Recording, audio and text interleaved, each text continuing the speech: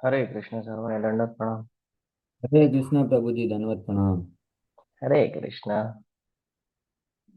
તમારા બધાનું ખૂબ ખૂબ સ્વાગત છે ઇસ્કોન કુલાઈ મેંગલુરુ તરફથી ભગવદ્ ગીતાના લેવલ 2 ના સેશનની અંદર 12મા અધ્યાય તરફ પ્રયાણ કરી રહ્યા છે. ખૂબ સરસ મજાનો અધ્યાય છે.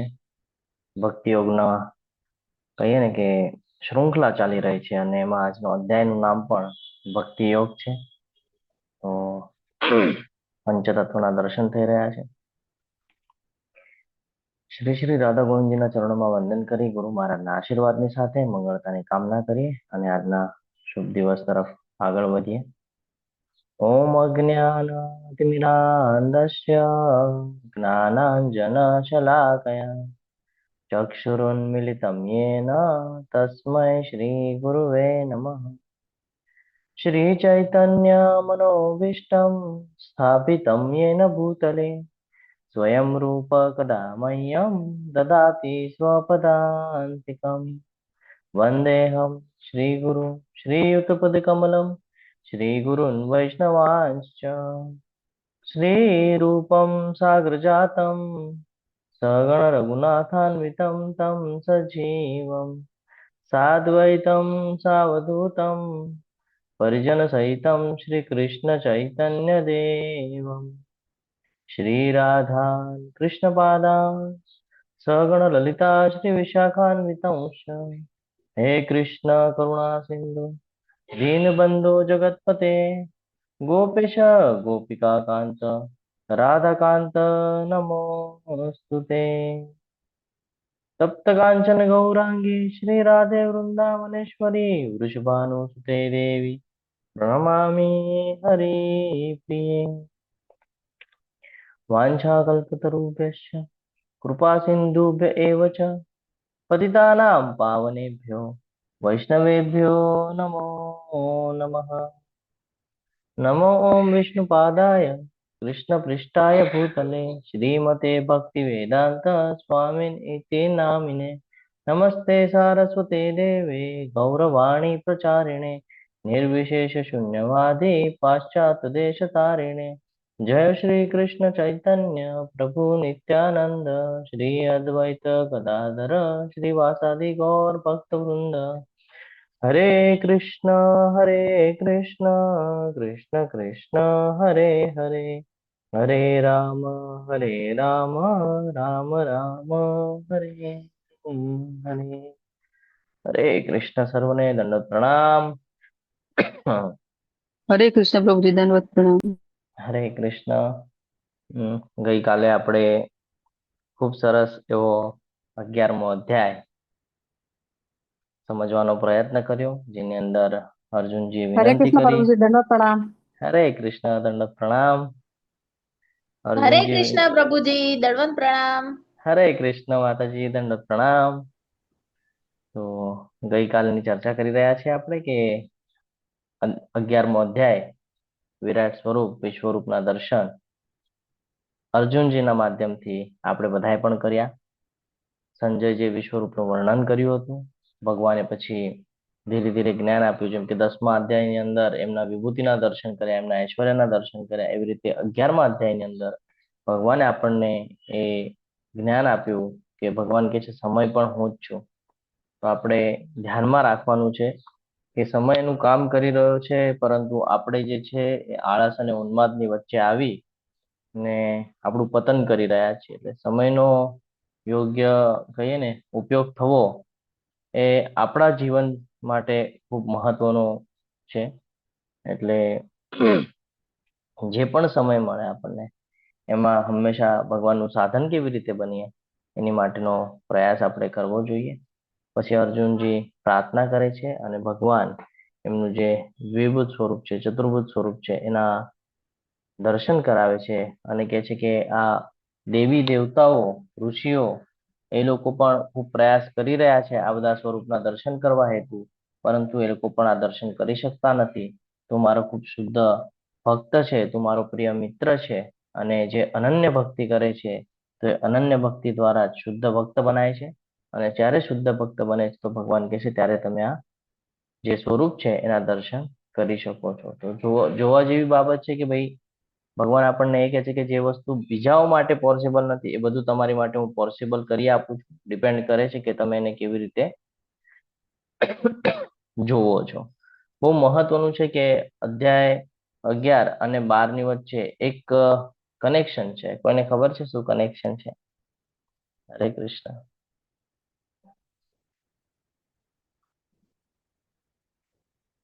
ભગવાન પોતાનું વિશ્વરૂપ બતાવે છે અને પછી દ્વિભુત સ્વરૂપ સાથે એનું જોડાણ બહુ મહત્વનું છે. આપણે ગઈકાલે જે કાંઈ જ્ઞાન લીધું છે એના બેસ પર જ આજનું જ્ઞાન મહત્વનું છે. કોઈને ખબર છે શું છે? લાસ્ટમાં કે છે ભક્તિ બોલો. છે પ્રભુ. ભગવાનના સ્વરૂપને વિશ્વરૂપને જોઈને આપણે જાણી શકીએ કે ભગવાનની બધી વિભૂતિઓ જાણી ભગવાન પ્રત્યે હમ પ્રેમ થાય અને એ 12માં આપણને ભક્તિ યોગ બતાવે છે એટલે કે ભક્તિ કરવાની છે પછી જાણીને ભગવાન. ઓકે, નારાયણી માતાજી બોલો. હરે કૃષ્ણ. હરે કૃષ્ણ પ્રભુજી. અધ્યાય 11 ભગવાનનું ઐશ્વર્ય એટલે કે વિશ્વરૂપ પ્રગટ થાય છે. જ્યારે અધ્યાય 12 ભગવાન પ્રત્યેની પ્રેમમય ભક્તિનું શ્રેષ્ઠ તત્વ સમજાવવામાં આવે છે. હરે કૃષ્ણ. હમ આ સમજવું ખૂબ જરૂરી છે આપણને કે ભગવાન કહે છે ને અનન્ય ભક્તિ દ્વારા. તો ભક્તિના તો ઘણા બધા માધ્યમ છે કે નહીં? કર્મયોગ રીતે ભક્તિ કરી શકાય, જ્ઞાન યોગ રીતે ભક્તિ કરી શકાય, અષ્ટાંગ યોગ રીતે ભક્તિ કરી શકાય. અલગ અલગ માધ્યમ છે ભગવાનને સમજવાના. તો ભગવાન કહે છે કે ભક્તિમય સેવા એટલે એક્ઝેક્ટલી શું? તો એ હવે અહીંયા આપણને સમજાવશે કે અર્જુન ભગવાનના દ્વિભુત સ્વરૂપ સાથે જોડાયેલ છે. તેમની સ્થિતિ સ્પષ્ટ કરવા માંગે છે કે બે માર્ગ તમે મને બતાવ્યા 6થા અધ્યાયની અંદર, અષ્ટાંગ યોગ અને એક ભક્તિ યોગ. તો એને હજી ક્લિયર કરશે આપણને કે શું કામ એવી રીતે ભગવાન કહે છે કે ભાઈ ભક્તિ યોગ સર્વશ્રેષ્ઠ છે. ભગવાનની અવિશ્વસનીય અકલ્પનીય અભિપ્રાયો સાંભળ્યા અને જોયા પછી અર્જુન ફરીથી ભક્તિ સેવા વિશે સાંભળવા માંગે છે. અને ભગવાન એ ક્લિયર કરશે આપણને 12મા અધ્યાયની અંદર. એક ભક્ત તરીકેની તેની સ્થિતિ સ્પષ્ટ કરવા માંગે છે જે કૃષ્ણ માટે કર્મ કરી રહી છે, જ્યારે ભક્તથી વિપરીત જ્ઞાન કર્મનો ત્યાગ કરે છે. એટલે આ હવે આપણને ક્લિયર કરાવશે કે જે લોકો નિર્વિશેષ બ્રહ્મની ઉપાસના કરે છે એ લોકોની સ્થિતિ કઈ છે અને જે ભક્તિ માર્ગ ઉપર છે એ લોકોની સ્થિતિ કઈ છે. તો કૃષ્ણના વ્યક્તિગત સ્વરૂપ સાથે જોડાયેલા હોવાને કારણે તેની સ્થિતિને સ્પષ્ટ કરવા માટે જે વિશ્વરૂપ અથવા તો અવ્યક્તથી શ્રેષ્ઠ છે. તો આ સમજવું ખૂબ જરૂરી છે કે ઘણા બધા માધ્યમ છે ભગવાનને સમજવા, જાણવા અને એમની સેવાઓ કરવાના. ઘણા બધા માધ્યમ છે. પરંતુ અર્જુનજી કહે છે કે તમે મને હમણાં જે ઐશ્વર્યની વાત કરી, જે કાંઈ પણ તમે મને બતાડ્યું પ્રકૃતિના અંદર, આ બધું તો હું જોઉં છું. તે પછી પણ મને એવું થાય છે કે ભાઈ બે માર્ગ તમે મને બતાડ્યા છે તો એમાંથી સૌથી શ્રેષ્ઠ કયો છે? અને હવે ખૂબ નાનો અધ્યાય છે, 20 જ શ્લોક છે, પણ સમજવા માટે ખૂબ કહીએ ને કે જીવનનું એક મહત્વનો રસ્તો બતાવે. જો એક વાત હંમેશા ધ્યાનમાં રાખવાની છે કે જીવનની અંદર રસ્તાઓ તો ઘણા બધા હોય છે. પણ સાચો રસ્તો ગોતવો એ બહુ મહત્વની બાબ છે. કે આપણે જે નિર્ણય લઈએ, બે માધ્યમ થઈ શકે. એક તો જે નિર્ણય લઈએ છીએ કાં તો એને સિદ્ધ કરી શકવું જોઈએ, અથવા તો જે આપણે કહીએ ને કે આપણી માટે યોગ્ય છે એ નિર્ણય આપણે લેવો જોઈએ. આ બે માર્ગ છે. તો એવી જ રીતે અહીંયા બે માર્ગ બતાડેલા છે કે એક માર્ગ છે ભક્તિનો અને એક છે નિરાકારની ઉપાસના કરે છે એનો. તો હવે આપણને અહીંયા ક્લિયર કરશે કે આ બંનેમાંથી શ્રેષ્ઠ કયું છે અને આ ભગવાન કહેવાના છે આપણને. અર્જુનજી અહીંયા ક્વેશ્ચન કરે છે, આન્સર તો ભગવાન આપવાના છે. તો 3 તબક્કામાં વહેંચેલું છે, 3 વિભાગની અંદર વહેંચેલું છે. નિરાકારની ઉપાસનાથી શ્રેષ્ઠ ભક્તિ છે, બરાબર? એ ભગવાન આપણને સમજાવશે. ભક્તિના પ્રગતિશીલ તબક્કાઓ કયા છે, એટલે કે નીચલા સ્તરેથી માંડી, જે આપણને 6થા અધ્યાયમાં ખબર પડી હતી એવી રીતે નીચલા સ્તરેથી માંડી એ ઉપરના સ્તર સુધી કેવી રીતે જવાનું એનું જ્ઞાન પ્રાપ્ત કરાવશે. અલગ અલગ કથાઓના માધ્યમથી આપણે સમજવાનો પ્રયત્ન પણ કરશું સમય હશે તો. અને આગળ છે ગુણો, જે કૃષ્ણને પ્રિય છે કે ભાઈ દરેક જીવના એટલે દરેક મનુષ્યની અંદર કયા ગુણો વધારે હોવા જોઈએ, કેવા ગુણો હોવા જોઈએ તો એ ભક્તની કેટેગરીમાં આવી શકે છે અથવા તો ભગવાનની સાથે કનેક્ટિવિટી બનાવી શકે છે. તેનું તમામ પ્રકારનું જ્ઞાન આપણને અહીંયા આપવામાં આવેલું છે. તો એમાંથી પહેલો જે વિભાગ છે એ આપણે જોવાનો પ્રયત્ન કરીએ. મારો અવાજ ક્લિયર આવે છે ને? હરે કૃષ્ણ. હા પ્રભુજી આવે છે. તો અહીંયા અર્જુનજીનો પ્રશ્ન છે કે ભાઈ કયા રૂપનું દર્શન કરવું જોઈએ મારે, શેની ઉપાસના કરવી જોઈએ મારે, સાકાર સ્વરૂપની કે નિરાકાર સ્વરૂપની? અહીંયા પ્રશ્ન પૂછે છે અર્જુનજી. અર્જુન ઉવાચ એવં સતતયુક્તાયે ભક્તાસ્ત્વાં પર્યુપાસતે યે ચાપ્યક્ષર અવ્યક્તમ તેષાં કે યોગવિત્તમઃ.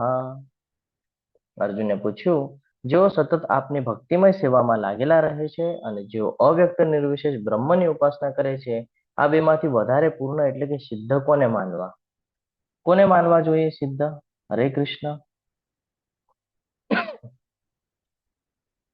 ભક્તિમય સેવામાં લાગેલા રહે છે તેને, શા માટે? કારણ કે તે ભગવાનની સેવા કરે છે અને ભગવાનને માને છે એટલે. અને આ લોકો છે નિર્વિશેષ બ્રહ્મની ઉપાસના કરે છે તે સિદ્ધિ માટે કરે છે. ઓકે, રસ્તા તો બંને ભગવાન તરફ જવાના છે. આ ડાયરેક્ટ છે પ્રભુજી, અને આમાં સેવા છે અને ઓલામાં એ લોકો સેવા નથી કરતા એટલે. ઓકે, આપણે આને હજી વિસ્તૃતથી સમજવાનો પ્રયત્ન કરીએ કે ક્યારે આવી રીતે આપણને કોઈ પ્રશ્ન પૂછી લે કે ભાઈ તમે શું કામ કૃષ્ણની ઉપાસના કરો છો, તમે બ્રહ્મમાં શું કામ નથી માનતા? તો આપણી ભગવદ્ ગીતા કોઈ પણ સંપ્રદાયને અથવા કોઈ પણ બાબતને આપણે કહીએ ને, જ્યારે બીજા લોકોને આપણે જોઈએ ને ત્યારે આપણા સંપ્રદાય વિશે અથવા તો ભગવદ્ ગીતા વિશે અલગ અલગ વિચારણાઓ રાખતા હોય છે, ધારણાઓ રાખતા હોય છે.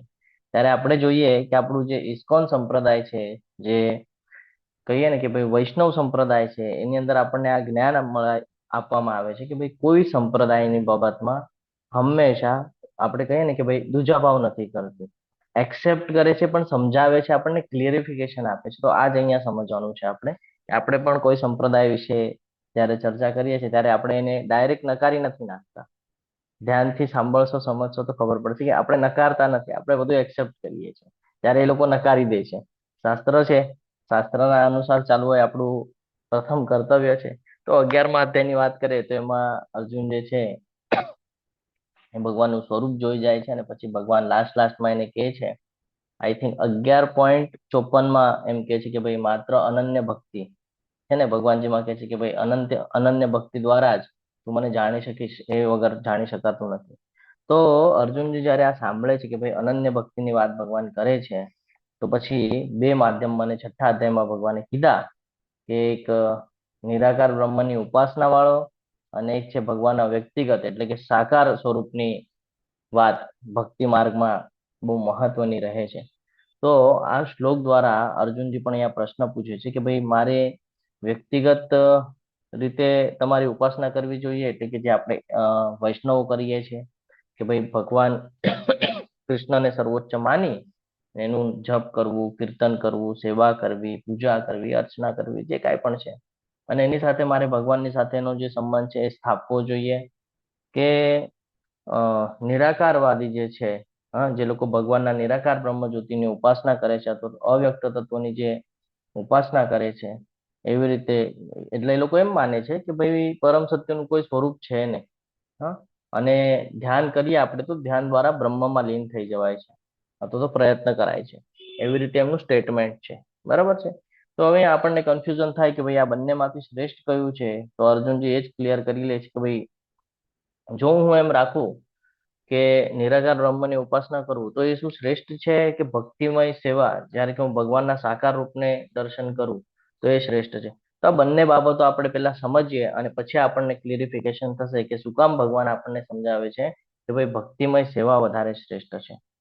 જો આપણે છીએ જીવ, આપણને બધાને હવે ઘણું બધું જ્ઞાન છે, બીજા અધ્યાયમાં છીએ આપણે, તો આપણે જીવ છે એટલે કે આત્મા છે. આત્માનો સ્વભાવ શું છે? હરે કૃષ્ણ. આત્માનો સ્વભાવ છે આધ્યાત્મ. બરાબર ને? આધ્યાત્મ એટલે ભગવાનની સાથે કનેક્ટિવિટી બનાવે. ભગવાને શું કીધેલું છે? મમેવાન છે જીવલોકે જીવોભૂત સનાતન, તમે બધા મારા સનાતન અંશો છો, છે ને? તો ભગવાન જે છે એ સર્વોચ્ચ વ્યક્તિત્વ છે અને આપણે ખાલી વ્યક્તિ છે એટલે એમનો અંશ છીએ. એટલે આપણે એમ સમજીએ કે ભગવાન જો પિતા છે તો આપણે એના પુત્ર છીએ. એ પણ વ્યક્તિ છે, આપણે પણ વ્યક્તિ છે. બરાબર છે? આપણે અંશ સ્વરૂપે છે જ્યારે એ જથ્થામાં છે. તો આ સમજવું જરૂરી છે. જ્યારે આ સમજાશું તો આપણને ખબર પડશે કે પુત્ર અને પિતા જ્યારે આ સંબોધન કરવામાં આવે છે તો એ બંને વચ્ચેની કનેક્ટિવિટી કઈ આવે છે? એક સંબંધ મેન્ટેન થાય છે ત્યાં પુત્ર અને પિતાનો. તો આપણો પણ એવો સંબંધ મેન્ટેન થાય છે કે આપણે ભગવાનના અંશ છીએ. તો આપણે હંમેશા એના સાનિધ્યમાં રહેવું જોઈએ. જેમ બાળક એક પિતાના સાનિધ્યમાં રહે એવી રીતે આપણે પણ રહેવું જોઈએ. અને બીજા જે છે એ લોકો શું કરે છે? નિર્વિશેષ બ્રહ્મની ઉપાસના કરે છે. તો જો એક બાબત સમજવી પડશે આપણને કે જ્યારે હું તમારી સાથે ચર્ચા કરતા વખતે એવી રીતે સંબોધન કરું છું કે પિતા અને પુત્ર એટલે કે અંશ છીએ આપણે એનો, તો એક સંબંધ મેન્ટેન થાય છે. હરે કૃષ્ણ. અને આ સંબંધ દ્વારા આપણે એકબીજાની લાગણીને આપણે અનુભવ કરી શકીએ છીએ. માન્ય છે આ? હરે કૃષ્ણ. હા પ્રભુજી. હા, તો જ્યારે લાગણીનો આપલે કરી શકીએ છીએ તો એ લાગણી દ્વારા આપણે પ્રેમ સંબંધ, સેવા સંબંધ એને વિકસાવી શકીએ છીએ. બરાબર છે? જ્યારે કે નિરાકારની વાત કરીએ તો નિરાકાર સાથે આપણે આ સંબંધ સ્થાપિત કરી શકીએ છીએ કે? ના પ્રભુજી. આ સમજવાનું છે. આપણે એ લોકોને ના નથી પાડતા, માર્ગ છે ભગવાન સુધી પહોંચવાનો અવશ્ય છે, પરંતુ અત્યારે આપણે કલયુગની અંદર જીવન વ્યતીત કરીએ છીએ.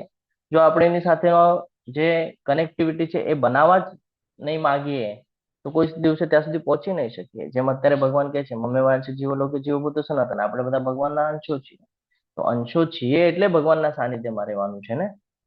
ન હોત તો કે તો ચાલત, પણ અંશો છે. સ્વભાવ છે પાછો આત્માનો, આધ્યાત્મ ભગવાનની સાથે કનેક્ટિવિટી બનાવે એટલે બનાવે છે. એક ઉદાહરણ આપું તમને. હજી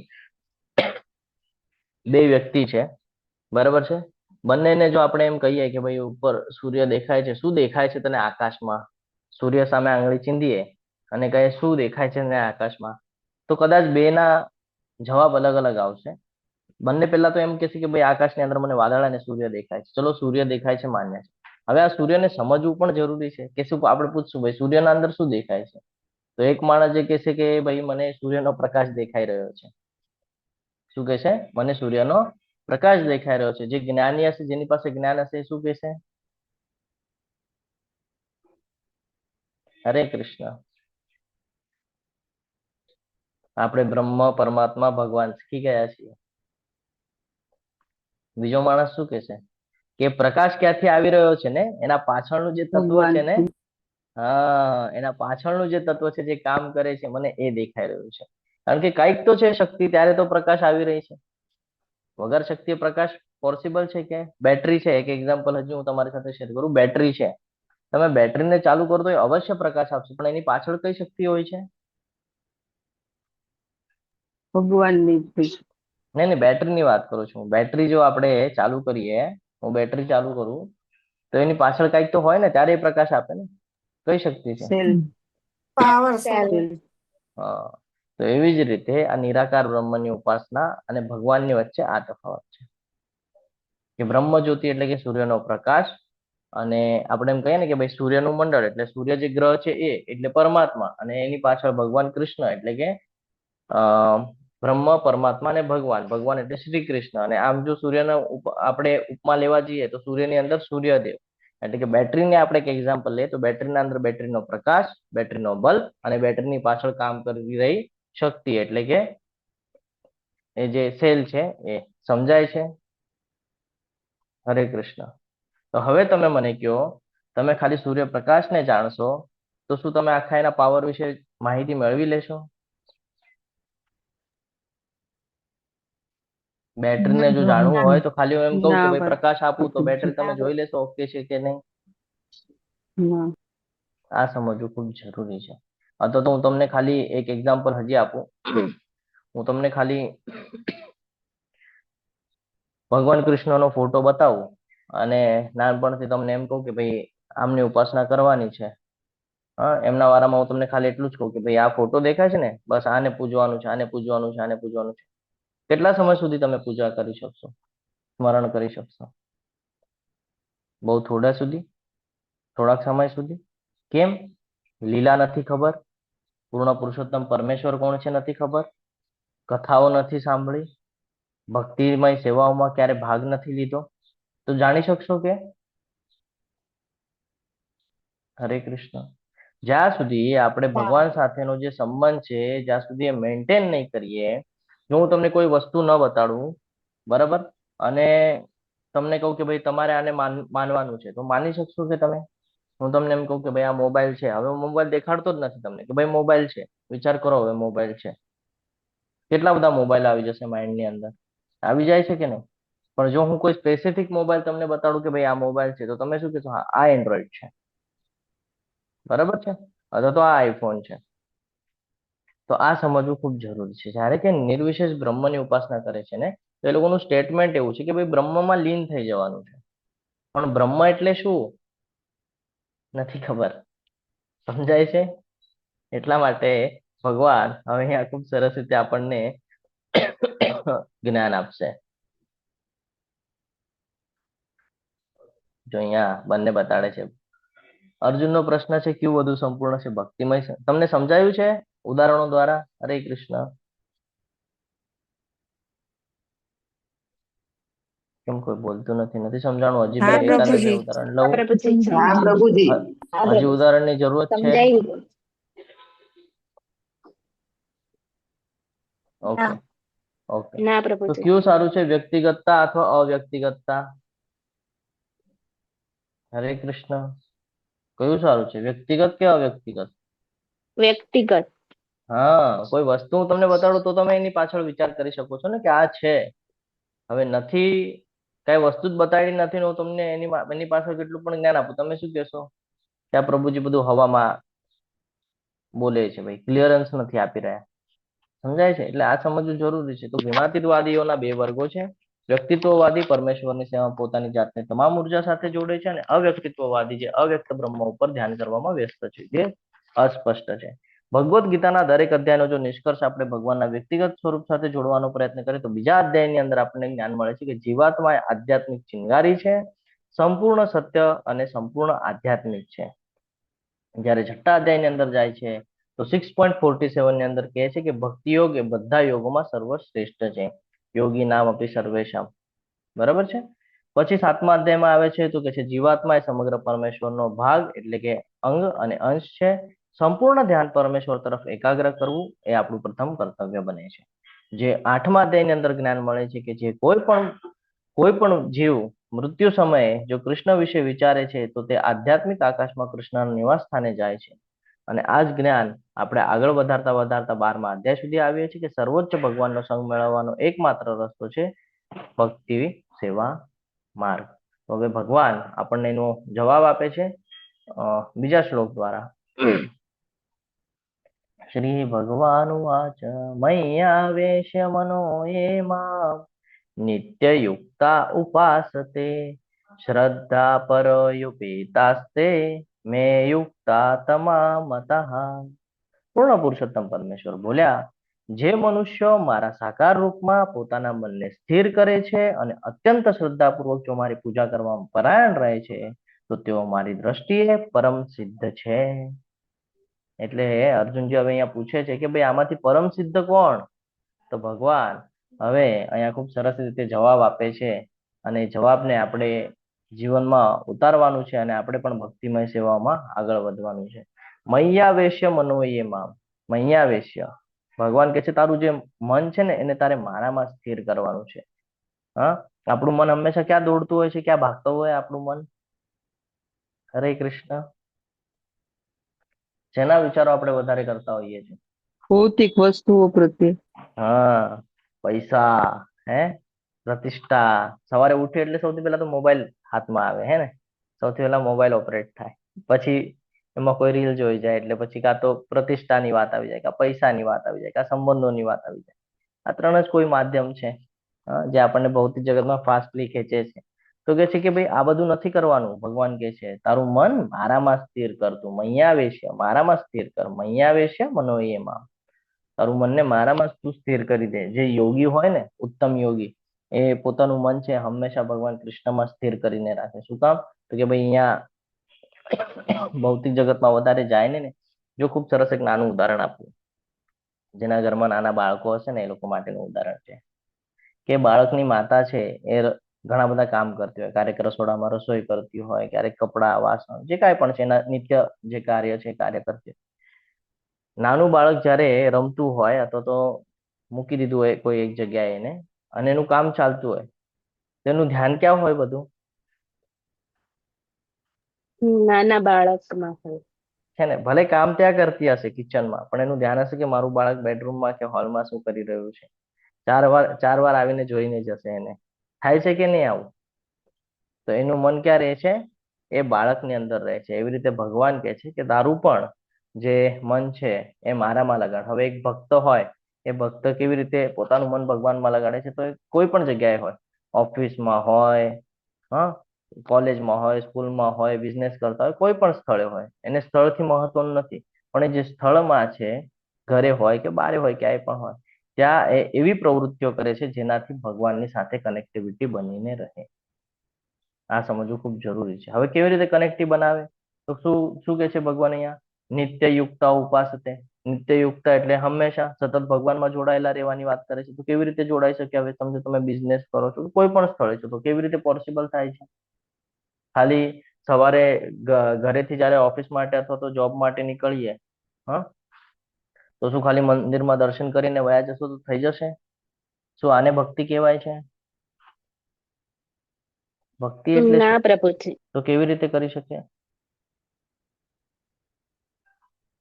જપ કરીને આપણે ચર્ચા કરતા હોઈએ છીએ ને, કે જપ કરીને જયારે ટ્રાવેલિંગ કરતા હોય ત્યારે આપણે જપ કરી શકીએ છીએ, કીર્તન કરી શકીએ છીએ. પછી આપણે જયારે ઘરેથી ઓફિસે જઈએ તો આપણે ટિફિન લઈ જઈએ છીએ, ટિફિનના અંદર ભગવાનનો પ્રસાદ લઈ જઈ શકીએ. હા, તો ભગવાનને યાદ કરીને જયારે આપણે આપણા ડેસ્ક ઉપર બેસીએ કે જે કાંઈ પણ છે, આપણી જે કોઈ સ્થળ હોય ત્યાં આપણે કાંઈ કાર્ય કરતા હોય તો સૌથી પહેલા ભગવાનને પ્રણામ કરીએ, ભગવાનને યાદ કરીએ, અને જે કાંઈ પણ કરીએ એ બધું ભગવાનને અર્પણ કરીએ. તો આવી રીતે આપણે આપણું જીવન જીવી શકીએ છીએ. હા, કે કૃષ્ણ ભાવનામૃતમાં જીવન જીવવું એટલે ખાલી એક પ્રવૃત્તિ નથી. આપણને શું લાગે કે ભાઈ આ બધી પ્રવૃત્તિઓ, આ પ્રભુજી તો આપણને એક સ્ટેજ કહી રહ્યા છે કે ભાઈ આવી રીતે પ્રવૃત્તિ રાખવી, તો કે આ પ્રવૃત્તિ નથી, આ આપણું જીવન છે. ભગવાન આ પ્રમાણેનું જીવન જીવવા કહે છે જેનાથી આપણે કર્મના બંધનથી બચી જઈએ. એટલા માટે ભગવાન કહે છે કે શ્રદ્ધા પરિયોપે તાસ્તે. શ્રદ્ધા બહુ મહત્વની છે. હા, જો શ્રદ્ધા જ નહીં હોય તો આપણે ભગવાનમાં ધ્યાન ધરી શકશું કે? પોસિબલ જ નથી. કૃષ્ણની સેવા કરી શકશું કે? કરી જ નહીં શકીએ. એટલે આ સમજવું જરૂરી છે કે ભગવાન સતત આપણી સાથે છે, આપણા પાલન કરતા છે, આપણા રક્ષક છે. આ બધું હંમેશા ધ્યાનમાં રાખવાનું છે. જો આવી રીતે કરશું તો જ આપણે ભગવાનની સેવા કરી શકશું, નહીં તો પોસિબલ છે કે નથી. તો એટલા માટે અર્જુનજી અહીંયા પૂછી રહ્યા છે ને કે સાકાર ભગવાનની ભક્તિ કરવી જોઈએ કે નિરાકાર બ્રહ્મની ઉપાસના કરવી જોઈએ? તો ભગવાન એટલા માટે અહીંયા સમજાવે છે કે ભાઈ હું મારો મત આપી રહ્યો છું કે તારી માટે શ્રેષ્ઠ શું છે. હા, જો અહીંયા સમજાવવામાં ન આવે તો અર્જુનજી કદાચ કન્ફ્યુઝન થઈ જાય કે હું જે માધ્યમથી પૂજા કરું છું અથવા તો હું જે સાકાર રૂપની જે ઉપાસના કરું છું આ યોગ્ય છે કે યોગ્ય નથી એ ખબર નહીં પડે તો એ કદાચ ભટકવાના ચાન્સીસ રહે છે. જેમ આપણા જીવનની અંદર થાય છે, ઘણા બધા માર્ગો આપણી પાસે હોય પણ ક્લિયર ન હોય કે આ જ માર્ગ ઉપર ચાલવું જરૂરી છે, કે આ માર્ગ આપણને યોગ્ય સફળતા પ્રાપ્ત કરાવશે આધ્યાત્મિક, પણ આપણે સમજી શકતા નથી. આપણે ઓલું દર વખતે ઉદાહરણ લઈએ છીએ કે ભાઈ કોઈ વૃક્ષ છે, જો એના ખાલી પાંદડાને પાણી આપવાનું કામ કરશું તો ખાલી પાંદડા પૂરતું મર્યાદિત રહેશે, પણ જો એ મૂળને પાણી આપશું તો સમગ્ર વૃક્ષ છે એ આખું તૃપ્ત થઈ જશે, એને બધી જગ્યાએ પોષણ મળશે, અને જે કાંઈ પણ છે એના મૂળમાં પાણી આપવું જરૂરી છે. તો એવી રીતે ભગવાન અહીંયા સમજાવે છે કે અલગ અલગ માધ્યમ છે મારી પાસે પહોંચવાના, જેમ કે નિર્વિશેષ બ્રહ્મની ઉપાસના કરીને, કોઈ કર્મયોગ દ્વારા, કોઈ ધ્યાન યોગ દ્વારા, કોઈ જ્ઞાન યોગ દ્વારા, કોઈ અષ્ટાંગ યોગ દ્વારા, કોઈ હઠ યોગ દ્વારા, અલગ અલગ માધ્યમ છે. હા, બધા જીવો જેટલા પણ જીવો છે બધાની અલગ અલગ બાબતો છે કે ભાઈ અલગ અલગ બધાના વિચારસરણી હોય, બધાની ઈચ્છા હોય, અને એવી રીતે અલગ અલગ રીતે મારી સેવા કરે છે. સારી વાત છે કે કોઈ વાંધો નથી. ભૌતિક જગતમાં ફસાવા કરતા સેવા કરવી તો સારી વાત છે, પરંતુ ભગવાન કૃષ્ણ અહીંયા સમજાવે છે કે ભાઈ મારી સેવા કરવાથી બધાનું કલ્યાણ થઈ જાય છે.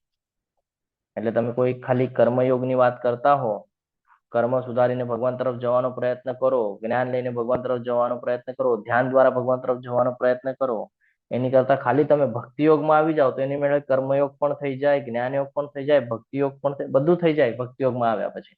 એટલા માટે એને સર્વોચ્ચ શ્રેષ્ઠ કીધું છે. 6થા અધ્યાયની અંદર જ આપણને 6.47 ની અંદર આપણને કહે છે ને, તો એટલા માટે કીધું છે એ લીડર છે, સૌથી ઉપર છે. ભગવાન એ સમજાવે છે કે તારે આ રીતે, જેમ આપણે ઉદાહરણ લે છે પ્રસાદીનું, કે જો મારા અલગ અલગ અંગ છે, 2 હાથ ભગવાને આપ્યા છે, જે કાંઈ પણ શરીરમાં આપ્યું છે, પણ આપણે ખોરાક શું કરીએ છીએ? મોઢામાંથી નાખીએ છીએ. આપણે કોને આપીએ છીએ ખોરાક? પેટને આપે છે. પછી પેટના અંદરનું જે કાંઈ પણ જઠર અગ્નિ છે એ એને પચાવે છે અને આખા શરીરમાં છે કે ભાઈ આ જે કાંઈ પણ પાવર છે એ મોકલવાનું કામ કરે છે કે જેનાથી આપણું શરીર કાર્ય કરી શકે છે, ભગવાનની સેવામાં લાગી શકે છે. તો આ સમજવું ખૂબ જરૂરી છે. તમે ખાલી આંખેથી જોઈ જાઓ તો શું તમે એનાથી તૃપ્ત થઈ જશો? હરે કૃષ્ણ. ના પ્રભુજી. તો એવી જ રીતે કે આંખોથી ખાલી જોવાથી તૃપ્ત નહીં થાય કે ખાલી ટેસ્ટ લેવાથી તૃપ્ત નહીં થાય. તૃપ્ત ક્યારે થશે? જ્યારે તમે એને શરીરને એના મૂળમાં જ્યારે તમે એને નાખશો તો એ મૂળ દ્વારા બધી કોર પહોંચશે. તો એવી રીતે છે કે તમે અલગ અલગ માધ્યમથી પ્રયાસ કરશો, પરંતુ જ્યારે તમે મૂળ પર આવશો, કર્મયોગ દ્વારા, જ્ઞાનયોગ દ્વારા, હઠયોગ દ્વારા, અષ્ટાંગ યોગ દ્વારા, જ્યારે તમે મૂળ પર આવશો ત્યારે તમને એ પ્રાપ્ત થશે, ત્યારે તમને એનું ફળ મળશે. તો આ સમજવું ખૂબ જરૂરી છે. સમજાય છે? હરે કૃષ્ણ. કર્મયોગીની વાત થાય કે ભાઈ કર્મ દ્વારા જે લોકો પ્રયત્ન કરતા હોય ભગવાન સાથે જોડાવાનો કે ભાઈ કર્મને ત્યાગીને, તો ભગવાન તો કર્મ ત્યાગવાની ના પાડે છે. ભગવાન કહે છે કર્મનું ફળ ત્યાગી દે, તું મને સમર્પિત કરી દે. એટલે કર્મયોગી જે છે એ ખાલી શુદ્ધ થવાની એક પ્રક્રિયા છે. હા, કે ભાઈ પોતાના વિચારોને શુદ્ધ કરી શકે, ઇન્દ્રિયોને શુદ્ધ કરી શકે. પછી ધીરે ધીરે જ્ઞાન આવે. જ્ઞાનથી ખાલી આપણે ભગવાનને સમજી શકીએ છીએ.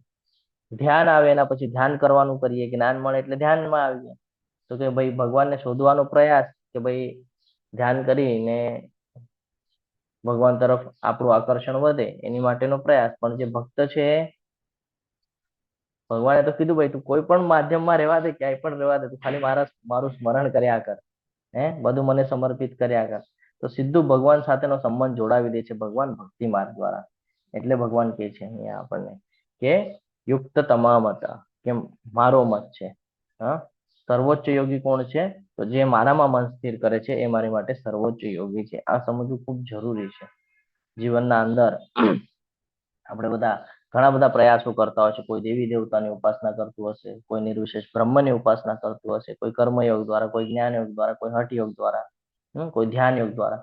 પણ ભગવાન કહે છે આ બધાની કોઈ જરૂર નથી. તું મારા સાકાર રૂપને પૂજ અને એની અંદર પણ તું ભક્તિમય સેવામાં પોતાને વ્યસ્ત રાખ, જેનાથી તું મારી હજી નજીક આવી શકે. હવે ભગવાન હજી આપણને ક્લિયર કરે છે આગળ કે સૌથી સંપૂર્ણ શા માટે? કારણ કે તેમના વિચારો મારામાં વ્યક્તિગત સ્વરૂપ પર મહાન અને ગુણાતીત શ્રદ્ધા સાથે મારી પૂજા કર અને હંમેશા મારી પૂજામાં રોકાયેલો રહે. કૃષ્ણ ભાવનામૃતમાંની ક્રિયાઓ આપણને બધાને ખબર છે. કૃષ્ણ ભાવનામૃતની પ્રવૃત્તિઓ ભૌતિક નથી, કારણ કે બધું કૃષ્ણ માટે કરવામાં આવે છે. જ્યારે આપણી ઈચ્છાઓ ભગવાનના વિપરીત હોય, ભગવાનની ઈચ્છાઓથી વિરુદ્ધ હોય, તો એ આપણે ભૌતિક જગતમાં ફસાઈએ છીએ. પરંતુ જ્યારે આપણે ભગવાનની સાથે જોડીને કોઈ કર્મ કરીએ છીએ, ભગવાનને સમર્પિત કરીને કોઈ કાર્ય કરે છે, તો એ દિવ્ય કર્મમાં કાઉન્ટ થાય છે. શુદ્ધ ભક્તિ તેમની સતત વ્યસ્તતાને કારણે પૂર્ણ સમાધિમાં છે. દાખલા તરીકે જપ કરવું, શ્રવણ કરવું, ભગવાન માટે ભોગ બનાવવો, દુકાન ઉપર હોય, મંદિર ઉપર હોય, કોઈ પણ માધ્યમમાં હોય, આપણે ભગવાનનું સ્મરણ કરી શકીએ છીએ. અલગ અલગ માધ્યમ છે જેના દ્વારા આપણે ભગવાનની સાથે જોડાઈ શકીએ છીએ. તો અહીંયા એ જ આપણને ઉદાહરણ આપવામાં આવેલું છે. હવે ભગવાને અહીંયા કીધું ને કે ભાઈ મારા સાકાર રૂપને ભજ કરીને, હવે ભગવાન અહીંયા સમજાવે છે આપણને કે નિરાકાર બ્રહ્મ, જે લોકો નિર્વિશેષ બ્રહ્મની ઉપાસના કરે છે એ શું કામ ના પાડે છે? જો હવે અહીંયા સમજવા જેવું છે. આપણે કોઈ દિવસે કોઈની વિરોધમાં બોલતા નથી. શું કામ નથી બોલતા? કારણ કે શાસ્ત્રો આપણને યોગ્ય જ્ઞાન આપી જાય છે, એટલે આપણે કોઈના વિરોધમાં બોલતા નથી. હા, તું કરે છે એ પણ શ્રેષ્ઠ છે, કોઈ ના નથી પાડતું, પણ સમજવું ખૂબ જરૂરી છે કે શું કરવા યોગ્ય છે અને શું કરવા નથી. તો ભગવાન આ સમજાવે છે કે જે લોકો વિભિન્ન ઇન્દ્રિયોને સંયમિત કરીને સૌ પ્રત્યે સંભાવ રાખીને પરમ બ્રહ્મના નિરાકાર પાસામાં તે અવ્યક્તની પૂર્ણ રીતે પૂજા કરે છે, જે ઇન્દ્રિયાનુભૂતિથી પર છે, સર્વવ્યાપી છે, અચિંત્ય છે, અપરિવર્તનીય છે, અચળ છે તથા સ્થિર છે, તેઓ સર્વના કલ્યાણ માટે પરોવાયેલા રહીને અંતે મને પ્રાપ્ત કરે છે, લાસ્ટમાં પ્રાપ્ત કરે છે. શું કામ? એની પાછળનું રીઝન શું છે? કેમ એવું કે છે ભગવાન કે આટલું બધું કર્યા પછી મને પ્રાપ્ત કરશે? હરે કૃષ્ણ, બોલો. પ્રભુજી ધીમે ધીમે ભગવાનને જે પ્રાપ્ત કરવાને તો એને સમજાય કે ના સાચું જ્ઞાન શું છે. જો ડાયરેક્ટ એને મળી જાય તો એને સમજાય નહીં કે શું છે એમ. ઓકે, આપણે અહીંયા સમજવું પડશે. થોડા અલગ માધ્યમથી સમજવાનો પ્રયત્ન કરીએ. હું પ્રયત્ન કરીશ કે ભાઈ શબ્દાર્થોને અલગ કરીને હું તમને સમજવાનો પ્રયત્ન કરીશ. કે સૌથી પહેલા છે કે અહીંયા સમજવું પડશે કે અક્ષરમ, અક્ષરમ એટલે શું? ક્ષર એટલે નાશ પામે, તો અક્ષરમ એટલે શું? જે જેનો કદી કોઈ નાશ નથી પામ, શાશ્વત જેનો નાશ ન પામે. શાશ્વત. Yes. શાશ્વત હા, તો બ્રહ્મ કેવું છે? શાશ્વત છે. ભૌતિક શરીર જેવું છે કે? ભૌતિક શરીરનો તો નષ્ટ થઈ જાય છે, પણ નાશવંત છે. હા, તો બ્રહ્મ જે છે ને એ શાશ્વત છે. ભગવાન પણ કહે છે કે બ્રહ્મ એ શાશ્વત છે, એ નષ્ટ નથી થતું, પરંતુ એને અનિર્દેશીય. અનિર્દેશીય એટલે શું? અનિર્દેશીય, અવ્યક્તમ. અનિર્દેશીય એટલે એવું કે જેનો નિર્દેશ ન કરી શકાય, જેને સ્પષ્ટ રીતે વર્ણન ન કરી શકાય, છે ને? જો કોઈ વસ્તુ જ નથી, હું તમને ખાલી એમ કહું કે ભાઈ હવા, હવા દેખાય છે નહીં, પણ જ્યાં સુધી એને સ્પર્શ નહીં થાય ત્યાં સુધી તમે માનશો કે હવા છે? 14 તારીખથી તો મારું મેગેઝિન ના આવ્યું. હરે કૃષ્ણ. મેગેઝિન તો આ સમજવું જરૂરી છે કે જ્યાં સુધી એને સ્પષ્ટ નહીં કરવામાં આવે ને ત્યાં સુધી આપણે સમજી નથી શકતો. તો નિરાકાર બ્રહ્મની જે વાત કરવામાં આવે છે એની અંદર શું છે? કોઈ રૂપનું ઉલ્લેખ છે? કોઈ નામ, કોઈ લીલા, કોઈ વ્યક્તિગત સંબંધ? હરે ના કૃષ્ણ. પ્રભુ. છે? નથી. તો એનું ચોક્કસ વર્ણન કરવું મુશ્કેલ છે ને, કે નિર્વિશેષ બ્રહ્મની ઉપાસના કરવાની તો આંખોથી જોઈ શકાય એમ તો છે નહીં, આંખોની સામે આપણને દેખાતું તો છે નહીં. તો હવે આંખોથી દેખાતું નથી તો તમે એની સાધના કેવી રીતે કરી શકશો? તમને કહેવામાં આવે આંખ બંધ કરો, હા, અને ખાલી ધ્યાન કરો, પણ ધ્યાન ક્યાં કરવાનું છે એ તો ખબર રહેવી જોઈએ. તો જો સાધના કરવાની હોય તો કંઈક આપણને કહીએ ને કે ભાઈ વ્યક્તિગત કોઈ એવી બાબત આપણને દેખાવી તો જોઈએ. હા, એટલા માટે કે છે કે ભાઈ આગળ કે છે ને સર્વત્ર ગમ ચિંત્ય, એટલે એનો અર્થ શું છે કે સર્વત્ર ગમ, સર્વવ્યાપી. જેમ કે આપણે સૂર્યનું ઉદાહરણ લઈએ છીએ, સૂર્યનો પ્રકાશ છે એ બધી જગ્યાએ ફેલાય છે, એવી રીતે બ્રહ્મ જ્યોતિ જે છે ભગવાન કે છે એ પણ બધી જગ્યાએ ફેલાયેલું છે. ભગવાન ના નથી પાડતા, ભગવાન સમજાવે છે કે બ્રહ્મ જ્યોતિ જે છે એ બધી જગ્યાએ ફેલાયેલું છે, અચિંત્ય છે. એટલે માનસિક જે આપણી વિચારસારણી છે ને, કલ્પના કરીએ છીએ ને, એ બુદ્ધિથી કલ્પના નથી કરી શકાતી એની. તમને એમ કહેવામાં આવે કે ભાઈ સૂર્યનો પ્રકાશ ક્યાં સુધી જાય છે, કલ્પના કરીને કયો, કહી શકો છો તમે? ના પ્રભુજી. તો એવી જ રીતે પ્રભુજી. ભગવાન કહે છે આ જે બ્રહ્મ છે એની કલ્પના કરી શકાતી નથી. બીજું કહે છે કે ભાઈ કુટસ્થલમ, હા, કુટસ્થ અચલમ. કુટસ્થ એટલે અપરિવર્તનશીલ, જેને આપણે કહીએ ને, હા, જેમ કે આપણે કહીએ કે આપણી અંદર જે અલગ અલગ ફેરફારો આપણે જોઈએ છે, જેમ કે જન્મ, પછી ધીરે ધીરે મોટા થાય, ઓલું 6 તબક્કાની વાત કરે છે. હા, જન્મ થાય, ધીરે ધીરે મોટા થાય, પછી પરિવર્તન આવે, પછી વૃદ્ધ થાય, પછી ક્ષય થઈ જાય, એટલે કે બહુ મૃત્યુ થઈ જાય. તો આ સમજવું જરૂરી છે કે ભૌતિક ફેરફારો એની અંદર થતા નથી, જે નિર્વિશેષની વાત કરે છે એની અંદર. અચલમ ધ્રુવમ, અચલમ ધ્રુવમ એટલે સ્થિર અને શાશ્વત છે, એમાં કોઈ પ્રકારનો ફેરફાર છે નહીં, સ્થિર અને શાશ્વત છે. હવે અહીંયા સમજવું જરૂરી છે કે જે સ્થિર અને શાશ્વત જે છે એનું પરિવર્તન જ થતું નથી, તો તમે એને સમજી શકો કે? સૂર્ય એક જ જગ્યાએ હોય, એના પ્રકાશ ખાલી આપ્યા કરે, બાકી કાંઈ જ ન કરે, તો તમે એને સમજી શકવાના છો કે? હરે કૃષ્ણ. ના પ્રભુજી, ન સમજ. આ સમજવું જરૂરી છે. તો આ સમજવું જરૂરી છે કે નિરાકાર બ્રહ્મ પર એ જોવા જઈએ, નિરાકાર બ્રહ્મ તો ભગવાનનું એક પાસું છે, પરંતુ એ પૂર્ણપણે સત્ય નથી, કારણ કે આપણે એને જોઈ નથી શકતા. એટલા માટે સૂર્યનું ઉદાહરણ દર વખતે આપવામાં આવે છે. શું કામ સૂર્યનું ઉદાહરણ આપે છે? બ્રહ્મ, પરમાત્મા ને ભગવાન. હવે હું પાછું એમાં નથી જતો, હવે તમને ખબર છે બ્રહ્મ એટલે શું, પરમાત્મા એટલે શું, ભગવાન એટલે શું. સૂર્યપ્રકાશ, સૂર્ય જે ગ્રહ છે એ, અને એની અંદર સૂર્યનારાયણ દેવતા, આ 3 તબક્કા છે. આ સમજવું જરૂરી છે. એક તમને હજી એક એક્ઝામ્પલ દ્વારા સમજાવવાનો પ્રયત્ન કરું તો એમ સમજી લો કે ગવર્મેન્ટના રૂલ્સ છે તમને બધા ખબર છે, ગવર્મેન્ટના ટોટલ રૂલ્સ તમને ખબર છે, બરાબર છે, કે આ નિર્ણય કેવી રીતે છે, ઓલો નિર્ણય કેવી રીતે છે, પણ તમને એ ખબર નથી કે ભાઈ નિર્ણય લે છે કોણ.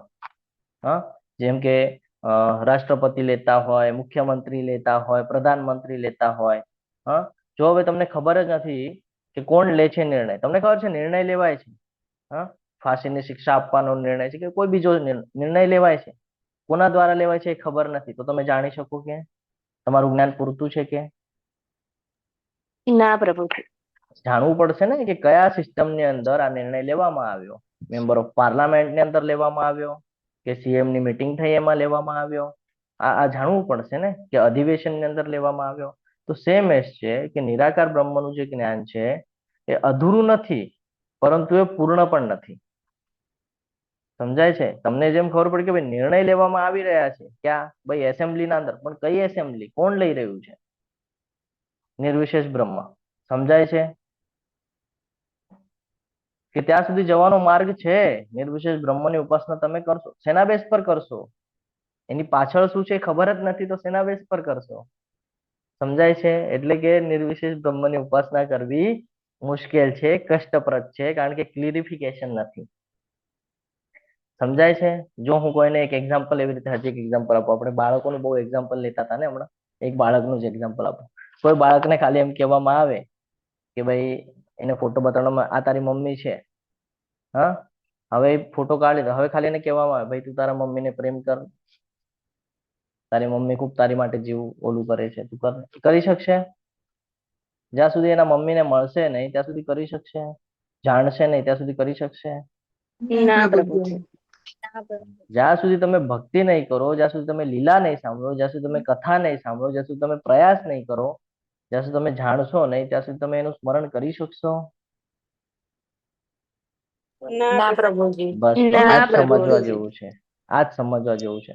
ભગવાન કહે છે કે નિરાકાર બ્રહ્મ ખોટું નથી. ફરીથી સમજજો. ઘણા બધા લોકો વિરોધ કરતા હોય છે. આપણને ભગવદ્ ગીતા શીખવાડે છે વિરોધ નથી કરવાનો. ભગવદ્ ગીતા કહે છે કે નિરાકાર બ્રહ્મ ખોટું નથી, પરંતુ આ સમજવું જરૂરી છે કે ભાઈ ભગવાનની જે અસીમ શક્તિઓ છે એમાંનો ખાલી આ એક ભાગ છે. ખાલી એક ભાગ છે. એનો અર્થ એવું નથી કે આ જ ભગવાન છે. આ ખાલી એની એક શક્તિ છે. સમજાય છે? કે ઘણા બધા લોકોને એમ કે ભાઈ સૂર્ય જો શું દેખાય છે તો કે સૂર્યપ્રકાશ. તો કે સૂર્યપ્રકાશ પૂરતો નથી. સૂર્યપ્રકાશ છે, અવશ્ય છે, પણ એનાથી ખાલી પૂરતું નથી. એની પાછળ ઘણું બધું કામ કરે છે. ગ્રહ કામ કરે છે એની પાછળ. તો કે ભાઈ સૂર્યનારાયણ દેવતા વિરાજમાન છે, એ ત્યાંથી વર્કઆઉટ કરી રહ્યા છે. તો આ સમજવું જરૂરી છે. એટલે બ્રહ્મ ખોટું નથી, બ્રહ્મ છે સાચું, પણ તો આપણે જે માર્ગ ઉપર જવાનો પ્રયાસ કરીએ છીએ ને ત્યાં ગયા પછી અટકવાનો ચાન્સ રહેશે. સમજાય છે હવે? હરે કૃષ્ણ. કેમ બધા ચૂપ થઈ ગયા? હા પ્રભુજી સમજાય છે. ઓકે, મને એમ લાગ્યું કે હજી અઘરું થઈ ગયું કે શું તમારી માટે. તો આ સમજવું જરૂર છે. ક્લિયરન્સ આવશે તો ખબર પડશે ને, નહીં તો આપણે વિરોધ જ કર્યા કરશું કે ભાઈ નિર્વિશેષ બ્રહ્મની ઉપાસના નથી કરવાની. પણ કેમ નથી કરવાની? રીઝન તો આપવું પડશે ને. આપણને કાલ સવારે બેસાડવામાં આવે ઇસ્કોનના મેમ્બર ને બધાને, અને આપણને કોઈ અજાણ્યું વ્યક્તિ આવીને પ્રશ્ન કરી લે, સમજો નિર્વિશેષ બ્રહ્મ વાળા જ આવે અને આવીને કોઈ પ્રશ્ન કરી લીધો કે ભાઈ કેમ તમે ના પાડો છો, તો આપણે એને સમજાવી શકવું જોઈએ કે ભાઈ ના નથી પાડતા, અમે એક્સેપ્ટ કરીએ છીએ તમારી બધી વાતોને, પણ અમારા માટે અઘરું છે કારણ કે અમે ભૌતિક જગત સાથે સંકળાયેલા છે અને અમને નાનપણથી એક આદત છે કે જે તમને બતાડવામાં આવે, જેની સાથે તમે સંબંધ ક્રિએટ કરો, એને તમે વધારે સરળતાથી જાણી શકો છો. હવે નિર્વિશેષ બ્રહ્મમાં સંબંધ જ ક્રિએટ થતા નથી, તો કેવી રીતે જાણશું? સમજાય છે? એટલા માટે ભગવાન અહીંયા આપણને આ એક્ઝામ્પલ આપી રહ્યા છે કે શું કામ અઘરું છે. જ્યારે જો અહીંયા ઇન્દ્રિય સંયમની ને બધી વાત કરે છે. હજી 2 મિનિટ હું તમારી થોડી વધારે લઈ લો આ શ્લોકમાં, કારણ કે આ સમજાશે તો આગળનું બધું સમજાઈ જશે. તો આ શ્લોકની અંદર ભગવાન જે નિરાકાર બ્રહ્મની ઉપાસના કરે છે ને એ લોકોની વાત કરે છે. હવે આજે બીજો જે શ્લોક છે ને 4થા નંબરનો, એની અંદર વાત કરે છે. જો કે છે સન્નિય ઇન્દ્રિય નિગ્રહ. પહેલા સ્ટાર્ટિંગ જ કહે છે કે ભાઈ ઇન્દ્રિય નિગ્રહની વાત કરવામાં આવે છે. એનો અર્થ શું? હરે કૃષ્ણ. કે 3 મહત્વના જે ગુણો છે ને એ આપણી અંદર વિકસાવવા પડે. કયા 3 ગુણો વિકસાવવા પડે? સૌથી પહેલું તો છે ઇન્દ્રિય ઉપર સંયમ. રહે છે આપણું ઇન્દ્રિય ઉપર સંયમ? હરે કૃષ્ણ. રહે છે કે કેટલો પણ પ્રયાસ કરો તમે કહેશો ના પ્રભુજી નથી રહેતું. અને જે એમ કહી દે કે હા પ્રભુજી ઇન્દ્રિય ઉપર સંયમ રહે છે, તો પછી શું કામ સાધના પ્રોપર નથી થતી? જેનો ઇન્દ્રિય ઉપર સંયમ હોય એની સાધના પ્રોપર હોય, આપણી નથી થતી. કેમ? ઇન્દ્રિયો ઉપર સંયમ નથી, કંટ્રોલ નથી. તો પહેલો તો આપણી માટે નિર્વિશેષ બ્રહ્મની માટે પહેલા જ ઓલામાં આપણે નાપાસ થઈ ગયા. બીજું છે સમદ્રષ્ટિ. દ્રષ્ટિ સમ હોવી જોઈએ, છે આપણી હજી પણ નથી. તમે કહેશો પ્રભુજી છે, અમારી તો સમદ્રષ્ટિ છે. તો શું કામ પછી દ્વેષ રાખો છો? શું કામ ઈર્ષ્યા રાખો છો? સમદ્રષ્ટિ છે તો શું કામ દુજાભાવ કરો છો? શું કામ ઊંચ નીચ કરો છો? તો આ બધું સમજવું ખૂબ જરૂરી છે. નાના નાના પોઈન્ટ છે. નાના નાના પોઈન્ટ જો આપણે મગજમાં લેશું ને તો તમે કહેશો પ્રભુજી આ તો કેટલું ડીપમાં જઈએ છીએ આપણે. હા, બધાના હિતનું કરવાનું હોય. હિત એટલે શું? ભૌતિક જગતના હિતની વાત કરે છે? ના, આધ્યાત્મિક હિતની વાત કરે છે. જ્યારે સાધનાઓની અંદર આ ત્રણ મુખ્ય બાબતો છે, જ્યારે આ ત્રણ બાબતો કંટ્રોલમાં આવી જાય ને ત્યારે એને કહેવાય છે સાધના. અને આ સાધના કર્યા પછી આપણે ભગવાનની નજીક જઈ શકીએ છીએ. તો એ આપણને ઘણું બધું સમજાવે છે. હા, આજે પેલો જે ચોથા નંબરનો જે શ્લોકની જે સ્ટાર્ટિંગ છે એની અંદર કે છે કે ભાઈ બધી ઇન્દ્રિયોને નિયંત્રિત કરવાનું છે. કેવી રીતે થાય ઇન્દ્રિય નિયંત્રિત?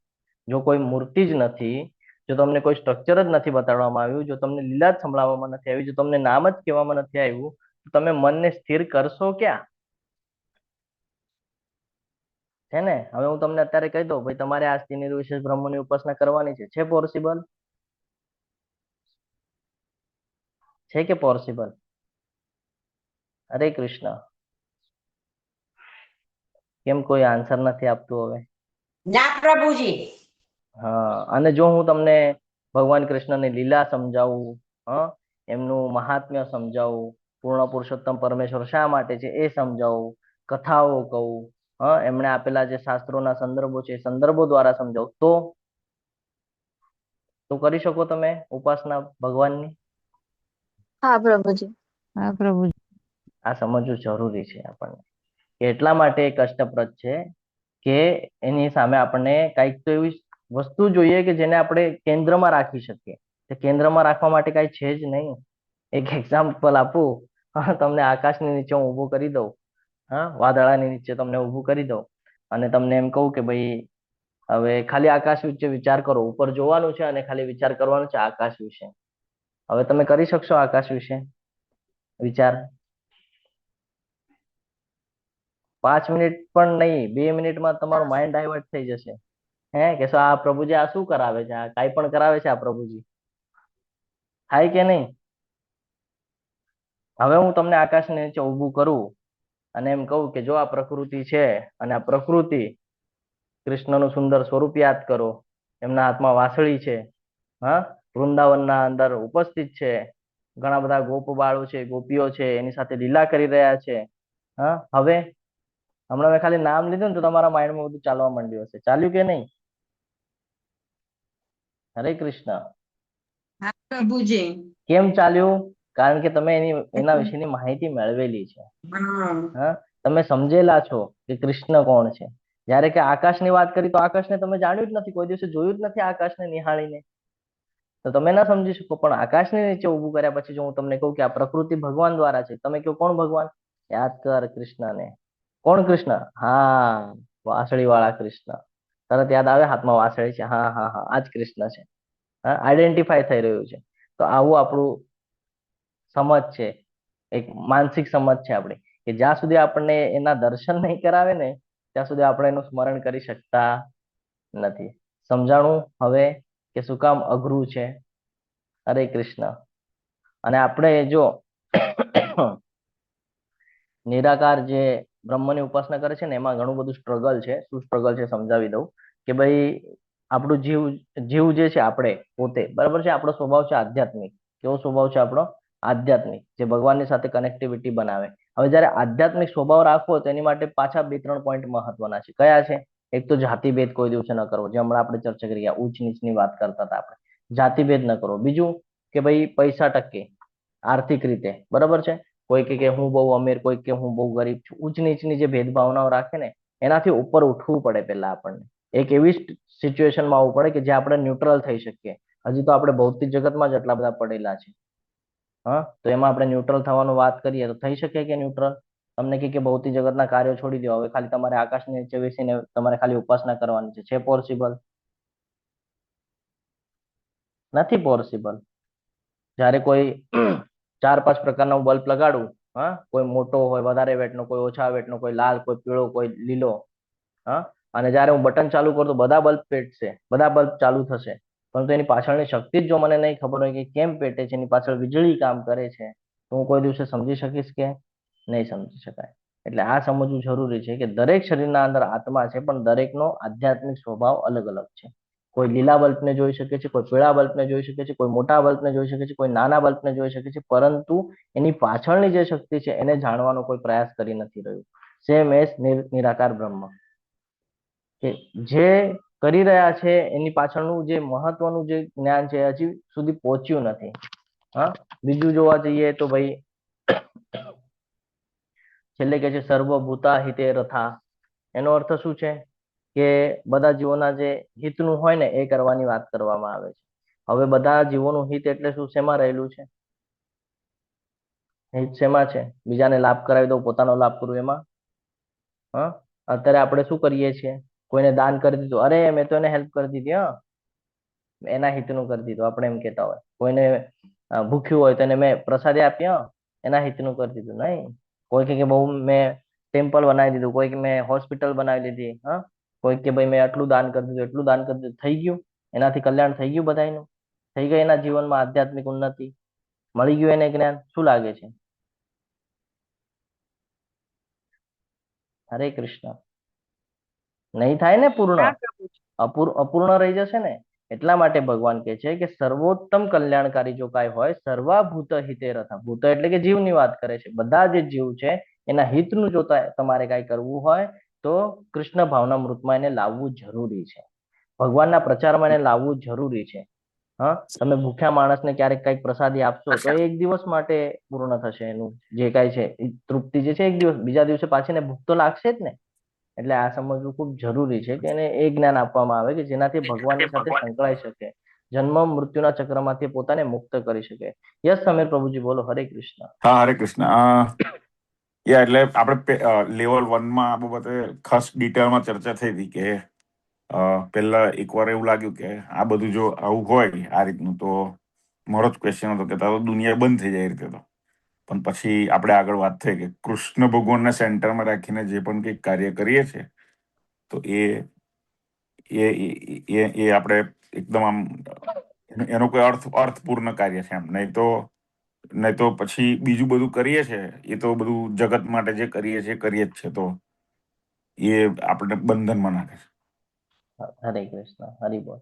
તો અહીંયા ભગવાન એ જ સમજાવે છે કે બ્રહ્મ એટલે કે એવું નથી કે ભાઈ ભગવાનથી અલગ છે. ફરીથી સમજજો, ઘણા બધા લોકો અહીંયા જ ગડબડ કરી નાખે છે. બ્રહ્મ એટલે ભગવાન નહીં, ભગવાનનો પ્રકાશ છે, ભગવાનનું તેજ છે. હા, તો નિરાકારવાદીઓ જે કાંઈ પણ ઉપાસના કરે છે એનું ગંતવ્ય પણ એક જ છે કે ભાઈ ભગવાન સુધી પહોંચવું. પણ એ ભગવાન કોને માની રહ્યા છે? પ્રકાશને માની રહ્યા છે. જ્યારે કે એના પાછળની શક્તિ એ જાણી શકતા નથી અને ત્યાં ગયા પછી પણ હજી આગળ જવાનું બાકી રહે છે અને ત્યાં સુધી પહોંચવાનો પણ જે માર્ગ છે અત્યંત કઠિન છે. કારણ કે ઇન્દ્રિયને સંયમ કરવાની વાત આવે છે. આપણે એવા પોઝિશન પર છે કે ઇન્દ્રિય સંયમિત થઈ નથી રહી. હા, બીજું સ્લો માર્ગ છે કે જ્યારે તમે એક લેવલ પાર કરશો પછી તમે ભૌતિક જગતને છોડશો, પછી તમે ત્યાં કોઈ એવા સ્થાન ઉપર બેસશો ને એમની ઉપાસના કરશો, તો એ બહુ સ્લો છે અને પરોક્ષ માર્ગ છે. એટલે આ બધું સમજવું જરૂરી છે. હા, કે પર્વત હોય, કોઈ ઊંચાણ વાળી જગ્યા હોય, એટલે મેં તમને પર્વત કીધું કે ઊંચાણ વાળી જગ્યા હોય અને ત્યાં તમને જવું હોય તો ત્યાં જવાના પણ બે અલગ અલગ માર્ગ હોય. એક જંગલમાંથી તમારે જવાનું હોય કે કહીએ ને કે ભાઈ પહાડમાં અલગ અલગ માધ્યમ છે, ત્યાંથી જંગલમાંથી જવાનું હોય, અને એક રસ્તો જેવું બનાવેલું હોય. હે, એક પથ્થર વાળું હોય જ્યાં બહુ બધા પથ્થરો મૂકેલા છે ને એને તમારે પાર કરીને જવાનું છે, ટ્રેકિંગ કરીને જેને આપણે કહીએ. અને એક છે સીધો સીધો માર્ગ. તમને કયો યોગ્ય રહેશે? હરે કૃષ્ણ. એકમાં ચલો તમને હજી સિમ્પલ આપી દઉં. એક ગાડી ઠેઠ લગી લઈ જાય છે તમને અને એકમાં તમારે પથ્થર બિથ્થર ને બધું છે વચ્ચે, પગે પગે જવું પડશે. ગાડી વાળો પ્રભુજી. સિમ્પલ છે, આસાન છે. ગાડી વાળો એટલે ભક્તિ માર્ગ, જ્યાં છો ત્યાંથી, જેવી સ્થિતિમાં છો એવી સ્થિતિમાં. બીજું ઓલું ખડકાળ વાળું એટલે કે ભાઈ વચ્ચે ઘણા બધા અડથળા આવશે. કેમ? તો કે ભાઈ ઇન્દ્રિયોને સંયમ કરશું ને તો એ પ્રોબ્લેમ થવાનો જ છે. ઇન્દ્રિયોને કંટ્રોલ કરીને જ્યારે જશું, પાછા ત્યાં ગયા પછી તો કે ભાઈ અમુક જગ્યાએ પહોંચશું પછી હજી થાકી જશું, પછી હજી કેટલું બાકી છે, હજી અડધો કલાક લાગશે, તો આપણને ટેન્શન આવી જાય કે ભાઈ હજી બાકી. તો ત્યાં ગયા પછી પણ એમ જ થવાનું છે કે ભાઈ ઇન્દ્રિય સંયમ થઈ ગયું ને, હવે એક દિવસ હજી કેટલું સંયમિત કરું, આ થશે ત્યાં ગયા પછી. સમજાય છે? હરે કૃષ્ણ.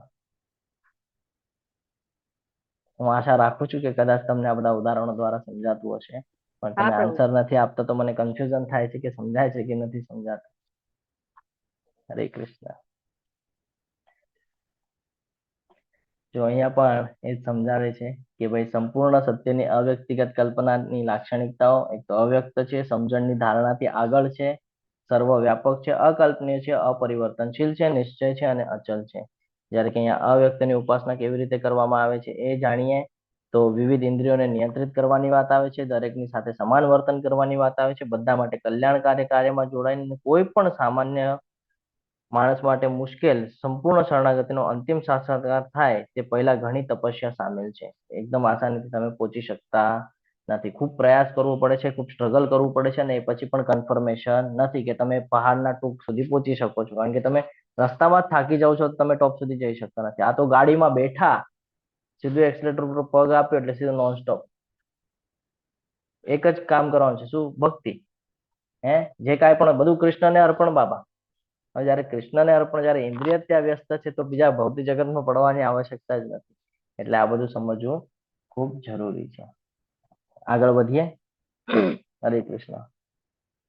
નાનો અધ્યાય છે એટલે આપણે સ્લોલી જઈ રહ્યા છીએ. જે મનુષ્યના મન પરમેશ્વરના અવ્યક્ત નિર્વિશેષ પાસા પ્રત્યે આસક્ત હોય છે તેમને માટે પ્રગતિ કરવાનું અત્યંત કષ્ટપ્રદ હોય છે. દેહધારીઓ માટે તે ક્ષેત્રમાં પ્રગતિ સાધવી હંમેશા દુષ્કર છે. ભગવાન અહીંયા કહી રહ્યા છે કે નિર્વિશેષ બ્રહ્મની ઉપાસના કરવી એ તમારી માટે અત્યારે પોસિબલ નથી. એનું કારણ છે કે ભાઈ એ કષ્ટપ્રદ છે. ક્લેશ જોયા કે છે, ક્લેશોધિક તરસ્તે શામ છે ને, તો આ સમજવું જરૂરી છે. અત્યંત કષ્ટ છે. ખાલી કષ્ટ જ નહીં પણ વધારે પ્રકારનું કષ્ટ છે. ક્લેશો અધિક, વધારે પ્રકારનું ક્લેશ છે, એમાં વધારે પ્રકારની તકલીફ છે એની અંદર. એટલે આ સમજવું જરૂરી છે. અવ્યક્તા આગળ કે છે જો અવ્યક્તા સક્ત ચેતસામ એટલે શું? કે જેનું મન અવ્યક્ત નિરાકાર બ્રહ્મમાં આસક્ત છે એની માટે એ કષ્ટપ્રદ છે. જે આપણે જેવું છે, આપણે કેવી રીતે જીવન જીવી રહ્યા છે? તો કે આંખોથી જોઈ રહ્યા છે, કાનોથી સાંભળી રહ્યા છે. ત્યારે આપણે મનમાં ચિંતન કરી શકીએ છીએ ને. જો મેં આંખ જ બંધ રાખી હોય અને તમે મને કહો કે ભાઈ ભગવાન કૃષ્ણના દર્શન કર, હું કરી શકું જોયું જ ન હોય તો?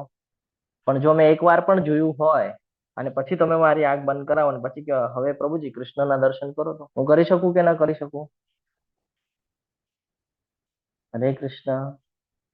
આ સમજવું જરૂરી છે. નિર્વિશેષ બ્રહ્મમાં આ જ પ્રોબ્લેમ છે કે શું છે એક્ઝેક્ટલી ખબર નથી પણ કરવાનું છે. સેન્ટર પોઈન્ટ શું છે, કેન્દ્ર પોઈન્ટ શું છે ખબર નથી પણ કરવાનું છે. એટલે આ સમજવું જરૂરી છે કે આપણે કોણ છીએ, ભગવાન કોણ છે, જ્યાં સુધી આ નહીં સમજાય ત્યાં સુધી આપણે એની ઉપાસના કરી શકતા નથી. આપણે હમણાં ચર્ચા કરી ગયા કે ભાઈ બે વ્યક્તિ હોય એને જો આપણે ધ્યાન કરવાની વાત કરીએ તો એકને કહીએ કે ભાઈ ભગવાન કૃષ્ણનું ધ્યાન કર, એને સાંભળેલું છે, તો એ બધું ધ્યાન કરી શકશે. એ ટેમ્પલમાં ગયો છે તો એને ખબર છે કે ટેમ્પલના અંદર ગયા પછી પહેલા શું જોવા મળે છે, પછી શું જોવા મળે છે, પછી પડદો ખુલે એટલે કેવી રીતે જોઈએ છે. તો ધીરે ધીરે એ આખું સ્ટ્રક્ચર સમજી શકશે. પણ જો કોઈ એમ કે ભાઈ અવ્યક્ત તત્વનું ધ્યાન કર, હવે મન ભટકી જશે. કેમ? અવ્યક્ત તત્વ. પ્રભુજી અવ્યક્ત તત્વ એટલે શું? ઓલું કૃષ્ણ તો ખબર હતી અમને એટલે થઈ ગયું ધ્યાન. આ અવ્યક્ત તત્વ એટલે શું? તો બહુ જ કઠિન છે. એટલે કે છે ક્લેશો અધિક સ્તર. બહુ ક્લેશ છે આની અંદર. તમે જેટલો પણ વિચાર કરશો એની કરતા એ પરેનું છે. તમે જે જીવન જીવી રહ્યા છો એ જીવનની માટે એ યોગ્ય છે નહીં. એટલે સમજાવે છે આપણને. આપણને હજી એક એક્ઝામ્પલ આપણે લઈએ કે સમજી લો હવે સમીર પ્રભુજી છે, બરાબર? એ આઉટ ઓફ છે, ઇન્ડિયામાં નથી. હવે વિદેશ ગયા છે તો હવે આપણે આગળ બે માધ્યમ છે એમની સાથે ચર્ચા કરવી. એક તો વિડીયો કોલ કરીને કરી શકીએ છીએ, અથવા તો બીજું તો કે ભાઈ બીજું માધ્યમ છે કે એક તો ત્યાં જવું પડે આપણને અને પછી આપણે એમની સાથે ચર્ચા કરી શકીએ. તમને સિમ્પલ કયો લાગે છે?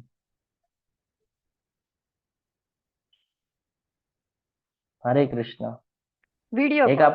વિડીયો કોલ સિમ્પલ લાગે. શું કામ?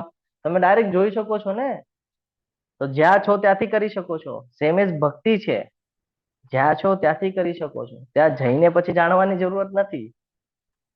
અહીંયા છો ત્યાંથી પણ તમે જાણી શકો છો. તો સેમ એજ આ એક્ઝામ્પલ એટલા માટે હું તમને આપું છું ભૌતિક જગતના, કે તમે એને સરળતાથી સમજી શકો કે શું કામ ભક્તિ કરવાની વાત કરે છે ભગવાન. નિરાકાર બ્રહ્મની ઉપાસના કરવાનું આપણને શા માટે વર્જ્ય રાખ્યું છે કે ભાઈ તમારે નથી કરવાનું. તમે ગોટાળે ચડી જશો કારણ કે તમે જાણતા નથી, અને જાણતા નથી તો તમે માની નહીં શકો. માનશો નહીં તો તમે વિચાર નહીં કરી શકો. વિચાર નહીં થાય તો તમે ચિંતન નહીં કરી શકો. ચિંતન નહીં થાય તો તમે સેવા નહીં કરી શકો. સેવા નહીં થાય તો તમે ભક્તિ નહીં કરી શકો. અને ભક્તિ નહીં થાય તો તમે મારી પાસે નહીં આવી શકો.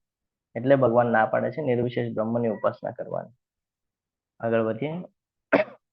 ગુણાતીતવાદીઓના બે જૂથા છે, બંને આખરે એક જ લક્ષ્ય પર દોરે છે. એક છે ભક્તિ યોગનું અને એક છે જ્ઞાન યોગનું.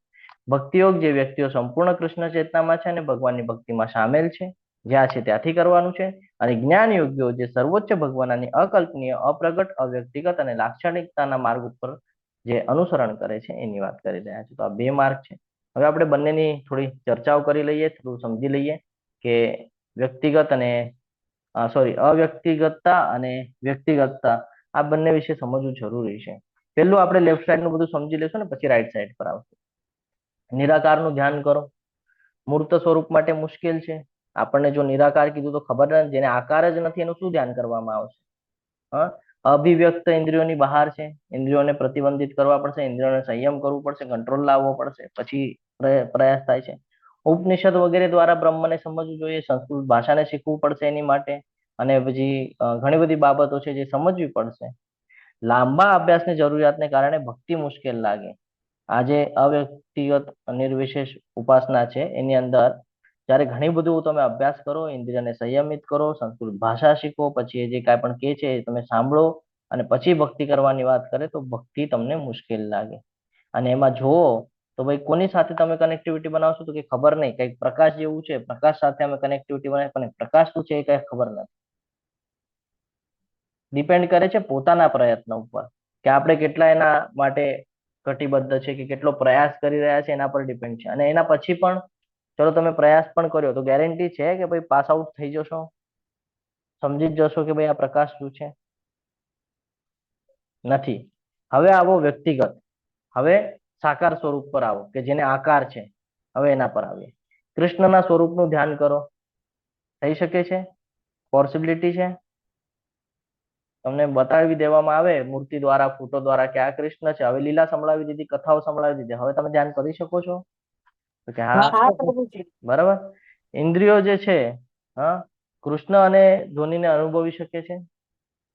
તમે અનુભવ કરો છો, તમે ભક્તિ કરો છો તો તમને અલગ અલગ માધ્યમથી અનુભૂતિ થાય છે ભગવાનની.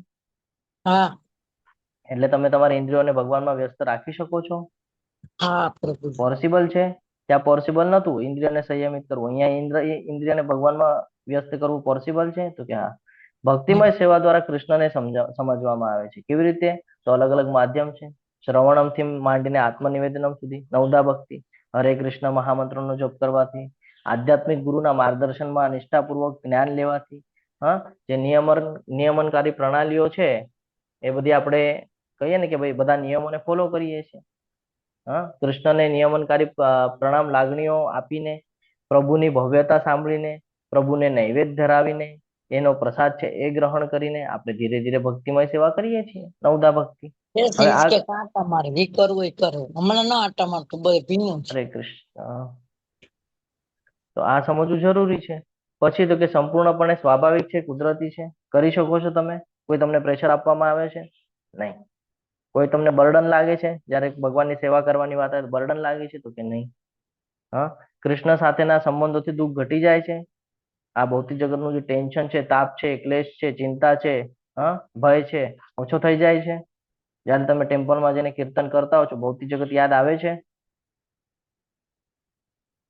ના પ્રભુજી. તો આ સમજવા જેવું છે. કૃષ્ણ ભક્તને માયાથી મુક્ત કરે છે. શા માટે? કારણ કે કૃષ્ણ પોતાના આ પ્રક્રિયાની ભલામણ કરે છે. પૈતૃક પ્રેમને કારણે, આપણે હમણાં એક બાળક અને પિતાનું ઉદાહરણ લીધેલું હતું પાછલા શ્લોકોમાં, તો પૈતૃક પ્રેમને કારણે તેની નિસ્વાર્થ દયા દ્વારા આ બધું થાય છે.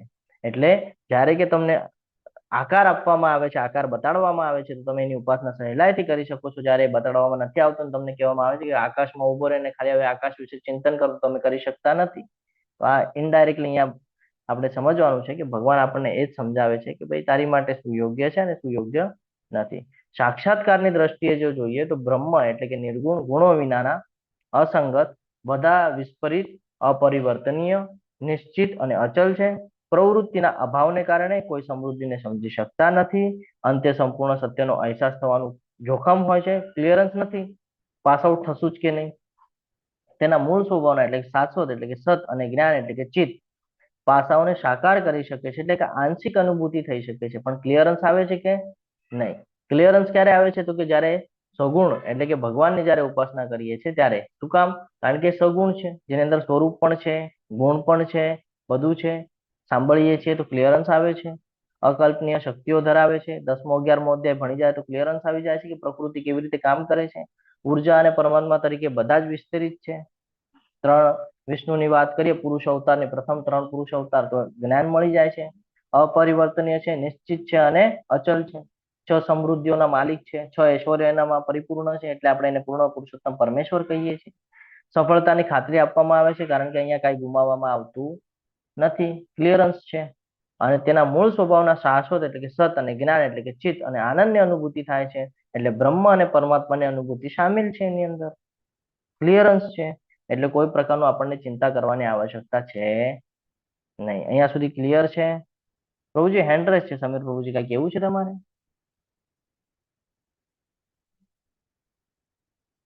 હરે કૃષ્ણ.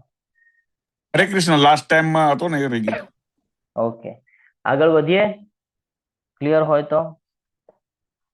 પરંતુ જે મનુષ્ય પોતાના સર્વ કર્મ મારામાં અર્પિત કરીને તથા અવિચળ ભાવે ભક્તિ કરતા રહી મારી સેવામાં લાગેલા રહે અને પોતાના મનને મારામાં સ્થિર કરી નિરંતર મારું ધ્યાન કરે છે, તેના માટે હે પાર્થ, હું જન્મ મરણ રૂપી સાગરમાંથી તત્કાળ ઉદ્ધાર કરનારો છું. જન્મ મરણનું સાગર બહુ મોટો સમુદ્ર છે આ જન્મ મરણનો. ત્યાં સુધી આપણે જન્મ મરણના ચક્રમાં ફર્યા કરીએ છીએ, જ્યાં સુધી આપણે ભગવાનના સમીપ જતા નથી, ભગવાનને સમર્પિતની ભાવના રાખતા નથી, જ્યાં સુધી આપણે આપણું સંપૂર્ણ જીવન ભગવાન માટે જીવતા નથી, ત્યાં સુધી આપણને જન્મ મૃત્યુ ચાલ્યા કરે છે. આ સમજવું ખૂબ જરૂરી છે. ભગવાન હવે અહીંયા સમજાવે છે કે તું કેવી રીતે ભક્તિયોગ દ્વારા મારું સતત ધ્યાન કરી, મારી ઉપાસના કરી, અને તું આ જે ચક્ર છે આ ચક્રમાંથી બહાર નીકળી શકે છે. એનું હવે ખૂબ સરસ રીતે આપણને ભગવાન અહીંયા જ્ઞાન આપે છે કે યે તું સર્વાણી કર્માણી, એટલે શું? તારા જેટલા પણ કર્મો છે આ બધા કર્મો તું મને અર્પણ કરી દે. એટલે અહીંયા એમ કે છે કે ભાઈ બધું છોડી દે, એવું કે છે ભગવાન. કામ કરવાનું છોડી દે, એમ કે છે. સંન્યાસની વાત કરે છે. હરે કૃષ્ણ. કર્મ અર્પણ કરવાનું means કે કોઈ પણ કર્મ કરે એ એકદમ શ્રદ્ધાપૂર્વક આપણે જે પણ કંઈક આપણું પરિશ્રમ કરીને, બરાબર ને, આપણું 100% આપણું અફોર્ટ લગાવીને આપણે કર્મ કરવાનું, પણ એની અંદર ફળની આસક્તિ નથી રાખવાની. ફળની ઉપર આપણો કોઈ અધિકાર નથી. અને ફળ આપણને સારું મળે, આપણા ધાર્યા મુજબનું મળે તો એમાં અભિમાન નથી કરવાનું, અહંકાર નથી કરવાનો, અને ના મળે તો પણ એમાં ભગવાનની ઈચ્છા છે એવું સમજવાનું છે. હરી બોલ, ખૂબ સરસ. તો પોતાનું જે કર્મનું ફળ છે એ ભગવાનને અર્પણ કરી દેવું ખૂબ જરૂરી છે. એક નાનકડું ઉદાહરણ લઈ લઈએ અને આપણે આગળ વધશું કે ભાઈ જો કોઈ બે વ્યક્તિઓ જોબ કરતા હોય, નોકરી કરતા હોય, બંનેને એનું જે કહે ને મહેનતાણું મળતું હોય, કે જે પ્રમાણે એની પ્રતિષ્ઠા હોય, જે પ્રમાણે એનું કાર્ય હોય, કાર્યના બેસ પર એ બંનેને મહેનતાણું મળે. હવે આ સમજવું ખૂબ જરૂરી છે કે એક છે એ ખાલી પ્રતિષ્ઠા માટે કામ કરતો હોય કે ભાઈ હજી મને આગળ મારું પ્રમોશન થાય અને મને ખૂબ સરસ રીતે સેલેરી મળે અને હું મારી જીવનની જે અલગ અલગ કહીએ ને કે ભાઈ જરૂરિયાતો છે એ જરૂરિયાતોની પૂર્તિ હું સરળતાથી કરી શકું. અને બીજો વ્યક્તિ જે છે એ પણ કાર્ય જ કરે છે, પણ એની જે વિચારસરણી છે એ એવી છે કે ભાઈ મારું જે કાંઈ જ્ઞાન છે, મારું જે કાંઈ કમાણી છે, મારી જે કાંઈ કર્મ કરવાની જે કાંઈ આદતો છે, આ બધું ભગવાનના દ્વારા મને પ્રાપ્ત છે અને ભગવાનની શક્તિથી હું આ કરી શકું છું. તો આ બધાનો ઉપયોગ હું ભગવાનની સેવામાં ક્યાંક ને ક્યાંક લગાડું. તો આ બંનેને બારેથી જોવામાં આવે ને તો બંને કાર્ય કરી રહ્યા છે એમ દેખાય આપણને, બંને નોકરી કરી રહ્યા છે, પરંતુ અંદર જ્યારે જઈએ તો ખબર પડે કે ભાઈ બંનેની વિચારસરણી ક્યાં લઈ જાય છે. એટલે આપણને જે જીવનની અંદર જે સફળતા અને નિષ્ફળતા પ્રાપ્ત થાય છે ને એ આપણા વિચારોથી થાય છે. બારેના દુનિયાવાળાને એક જ લાગે કે ભાઈ કર્મ કરે છે, પણ ભક્ત છે કેવી રીતે ખબર પડે? એના વૃત્તિ પરથી ખબર પડે કે શું વિચાર ધારણા રાખે છે. તો એવી રીતે આપણે પણ કર્મયોગી ભક્ત બનવું જરૂરી છે. કર્મયોગી ભક્ત કર્મ. હા બોલો પ્રભુજી. કિરીટ પ્રભુજીએ પ્રમોશન છોડી દીધું. એ તે દિવસ મારે એમની જોડે વાત થઈ હતી, એક મને કહેતા હતા, બરાબર ને, એમને બહુ સારી પોસ્ટ પર પ્રમોશન છોડી દીધું. શાના માટે? કે ભાઈ પ્રમોશન થશે તો હું મારા મંદિરથી બહાર એવું ગમે ત્યાં મૂકી શકે પછી. તો એના માટે એમને પ્રમોશન છોડી દીધું કે મારે ઉપર નથી જવું, જે પોઝિશન પર છું એ પોઝિશન પર ખાલી ને ખાલી ભક્તિમાં અમો જોડાઈ રહ્યા, છૂટા ના પડી જાય એના માટે. એ બહુ મોટી વાત છે. હા, સમજવું જરૂરી છે. તો આના પરથી ભક્ત છે એ ખબર પડે. હજી એક ઉદાહરણ આપું તમને કે કોઈ લોખંડની વસ્તુ છે, સમજો લોખંડનો સળિયો છે, એને તમે અગ્નિમાં સતત રાખી મૂકો તો શું થશે? લાલ થઈ જશે પ્રભુજી, ગરમ થશે, લાલ બનશે, હા, અને અગ્નિ જેવા ગુણ છે એની અંદર જોવા આવી મળશે જશે. આપણને, છે ને. સેમ એ જ ભક્ત માટે છે કે જે હંમેશા ભગવાન કૃષ્ણને સમર્પિત રહેશે, જેની સાથે સતત સંકળાયેલો રહેશે, એની અંદર પણ એવા ગુણો આવશે. સમજાય છે? ગુણ ઇન સેન્સ કે શું, કે ભૌતિક જગતની જે આપણે કહીએ ને કે ભાઈ આ શક્તિઓ છે, આ શક્તિઓ છોડીને આધ્યાત્મિક બનશે, એટલે લોકોની સેવા કરશે, આની અંદર લોકોની પેલો સેવા. શ્લોક હા, લાગે, બોલો બોલો પ્રભુજી. જે મારી અનન્ય ભક્તિ કરે છે એને હું જે બધું લઈ લીધેલું બધું પાછું આપું છું, એની રક્ષા પણ કરું છું. હમ ડબલ પ્રોફિટ. તો એ ગુણો આવશે નો અર્થ શું, કે આધ્યાત્મિકમાં આપણે પ્રયાસ કરશું, કે બારેથી બધાને દેખાશે કે ભાઈ કર્મ કરી રહ્યો છે, સેવા કરી રહ્યો છે, પણ એને અંદરથી ખબર છે કે સેવા શા માટે કરે છે, કૃષ્ણના પ્રસન્નતા માટે કરે છે. તો ભગવાન એ જ કહે છે કે એ મને સર્વોચ્ચ લક્ષ્ય માને છે. હા, એ પોતાને શું કરે છે, કાર્ય કરે છે, તમને દેખાય છે, પરંતુ એનું માઇન્ડ જે છે એ મારામાં કામ કરી રહ્યું છે. એ મને સર્વોચ્ચ લક્ષ્ય માને છે. એ કોઈ ધન માટે કે પ્રસિદ્ધિ માટે કે એની માટે કોઈ કાર્ય નથી કરી રહ્યો, એ મને સેન્ટરમાં રાખીને કાર્ય કરે છે. એટલે આ સમજવું ખૂબ જરૂરી છે. અને આને જ કે છે આગળ કે અનન્યેનૈવ યોગેન મામ ધ્યાયંત ઉપાસતે. આનો અર્થ શું, કે અનન્ય ભક્તિ યોગ દ્વારા. કેવી રીતે પોસિબલ છે? અનન્ય ભક્તિ યોગ દ્વારા. બીજું કોઈનું આશ્રય લેવાની જરૂરત નથી, ખાલી કૃષ્ણનો આશ્રય લઈ લીધું બધું થઈ જશે. જેમ બાળક છે, હા, બાળક જે છે એ ગમે એટલો કઈ ને કે તમે એને રસ્તામાં મૂકી દો તો એ ભાગતો હોય. ક્યાં સુધી ભાગે? જ્યાં સુધી એની સામે કૂતરું, ગાય કે એવું કોઈ ગાડી કે એવું કઈ આવતું નથી ત્યાં સુધી. જયારે આવે ત્યારે શું કરે છે? કોની પાસે જાય છે તરત?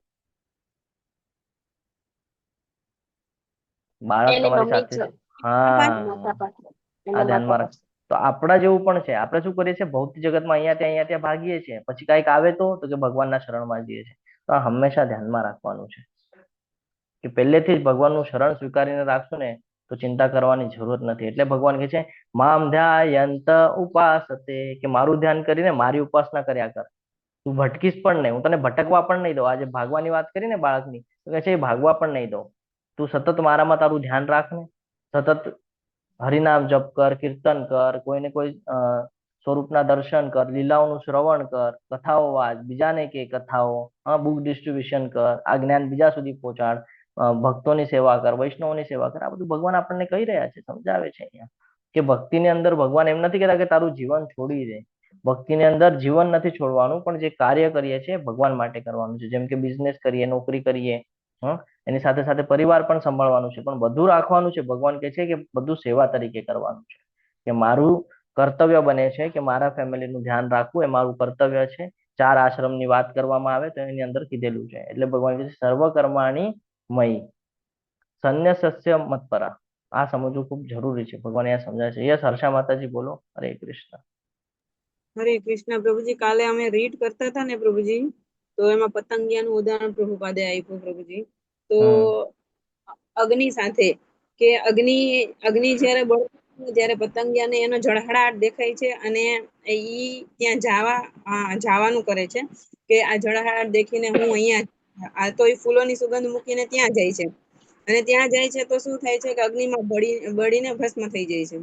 તો પ્રભુપાદે બહુ સરસ ઉદાહરણ આપ્યું છે કે ઇન્દ્રિય તૃપ્તિની પાછળ આપણે વધારે ને વધારે રહીશું તો આપણી એક ના એક દી આવી જ પ્રવૃત્તિ થવાની છે. હા પ્રભુજી, હું બરોબર સમજુ છું કે કઈ ખબર નહીં મને, એટલે મેં તો બરાબર છે આવું. માતાજી, બરાબર છે, બરાબર છે. હજી આપણે હવે ડીપમાં જે આ તો એક શ્લોક સમજા, હવે એને આગળનો શ્લોક સમજ આપે તે બીજું યશામ. હા, બોલો બોલો માતાજી. બીજું ઉદાહરણ પતંગિયાનું જ છે, અને એવું જ છે. પ્રભુપાદ કહે છે કે એને એક જ્યારે ફૂલોમાંથી રસ લે છે ને, તો એને એવું થાય છે કે હું હજી બીજા ફૂલોમાંથી રસ લઈ લઉં, હજી ઓમાંથી રસ લઉં. ત્યારે એ કમળ ઉપર જાય છે અને રસ લે છે. ત્યારે એને ખબર નથી હોતી કે સંધ્યાકાળ થઈ જાય છે અને કમળ હવે બીડાવાની મતલબ બીડાઈ જાય છે જ્યારે સંધ્યાકાળ થાય છે. તો એને ખબર નથી હોતી અને ઈ અંદર પુરાઈ જાય છે. તો બહુ સરસ પ્રભુપાદે એક્ઝામ્પલ આપ્યું. તો મને તો બહુ કાલે બહુ મજા આવી કે આવું એક્ઝામ્પલ સાંભળીને પણ આપણને આમ તરત જ લાઈટ થઈ કે ના ભાઈ, આપણે ઈ જો ભક્તિ ના કરતા હોત, ઇસ્કોનમાં ન હોત, તો આવી પ્રવૃત્તિ આપણી થવાની જ હતી. તો યસ પ્રભુપાદ માતાજી. બહુ કૃપા કરી છે. હરે કૃષ્ણ. હવે અત્યારે ભગવાને જે આપણને કીધું ને નિર્વિશેષ બ્રહ્મને અને ભક્તિમાં, તો ભક્તિમાં સરળ છે, એની પાછળ ભગવાન આપણને લાભ પણ કહી રહ્યા છે. શું લાભ છે? તે શામ અહમ સમૃદ્ધતા એનો અર્થ શું કે તેષામ અહમ, એવા ભક્તો માટે હું પોતે, ભગવાન કે છે હું પોતે, ભગવાનનું સ્ટેટમેન્ટ છે આ. કોઈ દેવદૂતને નથી મોકલવાના, કોઈ પ્રકૃતિની વાત નથી કરતા, કોઈ શક્તિની વાત નથી કરતા, કોઈના માધ્યમ દ્વારા નહીં. ભગવાન કે છે હું પોતે. હા, ભગવાન પોતે વ્યક્તિગત જવાબદારી સ્વીકારે છે. કોની? તો કે સમૃદ્ધ કરતા. સમૃદ્ધ કરતા એટલે ઉપર ઉઠાવી લેનાર, ઉદ્ધાર કરનાર. કોણ છે? ભગવાન કે છે હું. શેમાંથી તમારો ઉદ્ધાર કરી દઈશ? મૃત્યુ સંસાર સાગરાત. આજે જન્મ મૃત્યુનું જે કાંઈ પણ સ્ટ્રક્ચર છે, એનો જે સાગરની અંદર તમે જે ફસાઈ ગયા છો ને, હા, એવી રીતે એમાંથી હું તમને આરામથી બહાર કાઢી દઈશ કે છે, એકદમ આરામથી. આ સમજવા જેવું છે. અહીંયા ભગવાન કે છે હું માર્ગ બતાડીશ.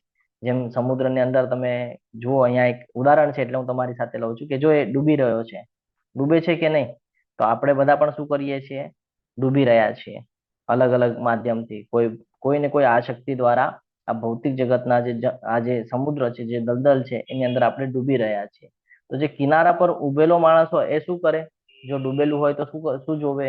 કે કોઈ ડૂબી રહ્યું છે તો શું કરે? તરત એને પકડીને બહાર કાઢવાનો પ્રયાસ કરશે, એને બચાવવાનો પ્રયાસ કરશે. કરે છે કે નહીં? તો ભગવાન કે છે એવી રીતે હું આવી જાઉં છું તરત. મને જો ખબર પડે છે કે તમે ભક્તિ માર્ગ ઉપર છો અને જો કોઈ એવી સિચ્યુએશન નિર્માણ થાય છે કે તમે આ ભૌતિક જગતની અંદર ફસાઈ રહ્યા છો કોઈ કારણવશ, તો હું આવું છું ત્યાં તમને ભક્તિ પ્રદાન કરું છું. તમે જે ડૂબો છો, આજે મૃત્યુનું જે ચક્ર છે, જન્મ મૃત્યુનું, એની અંદર જે તમે ફસાઈ રહ્યા છો, એમાંથી હું તમને બહાર કાઢું છું. એટલે આ સમજવું ખૂબ જરૂર છે.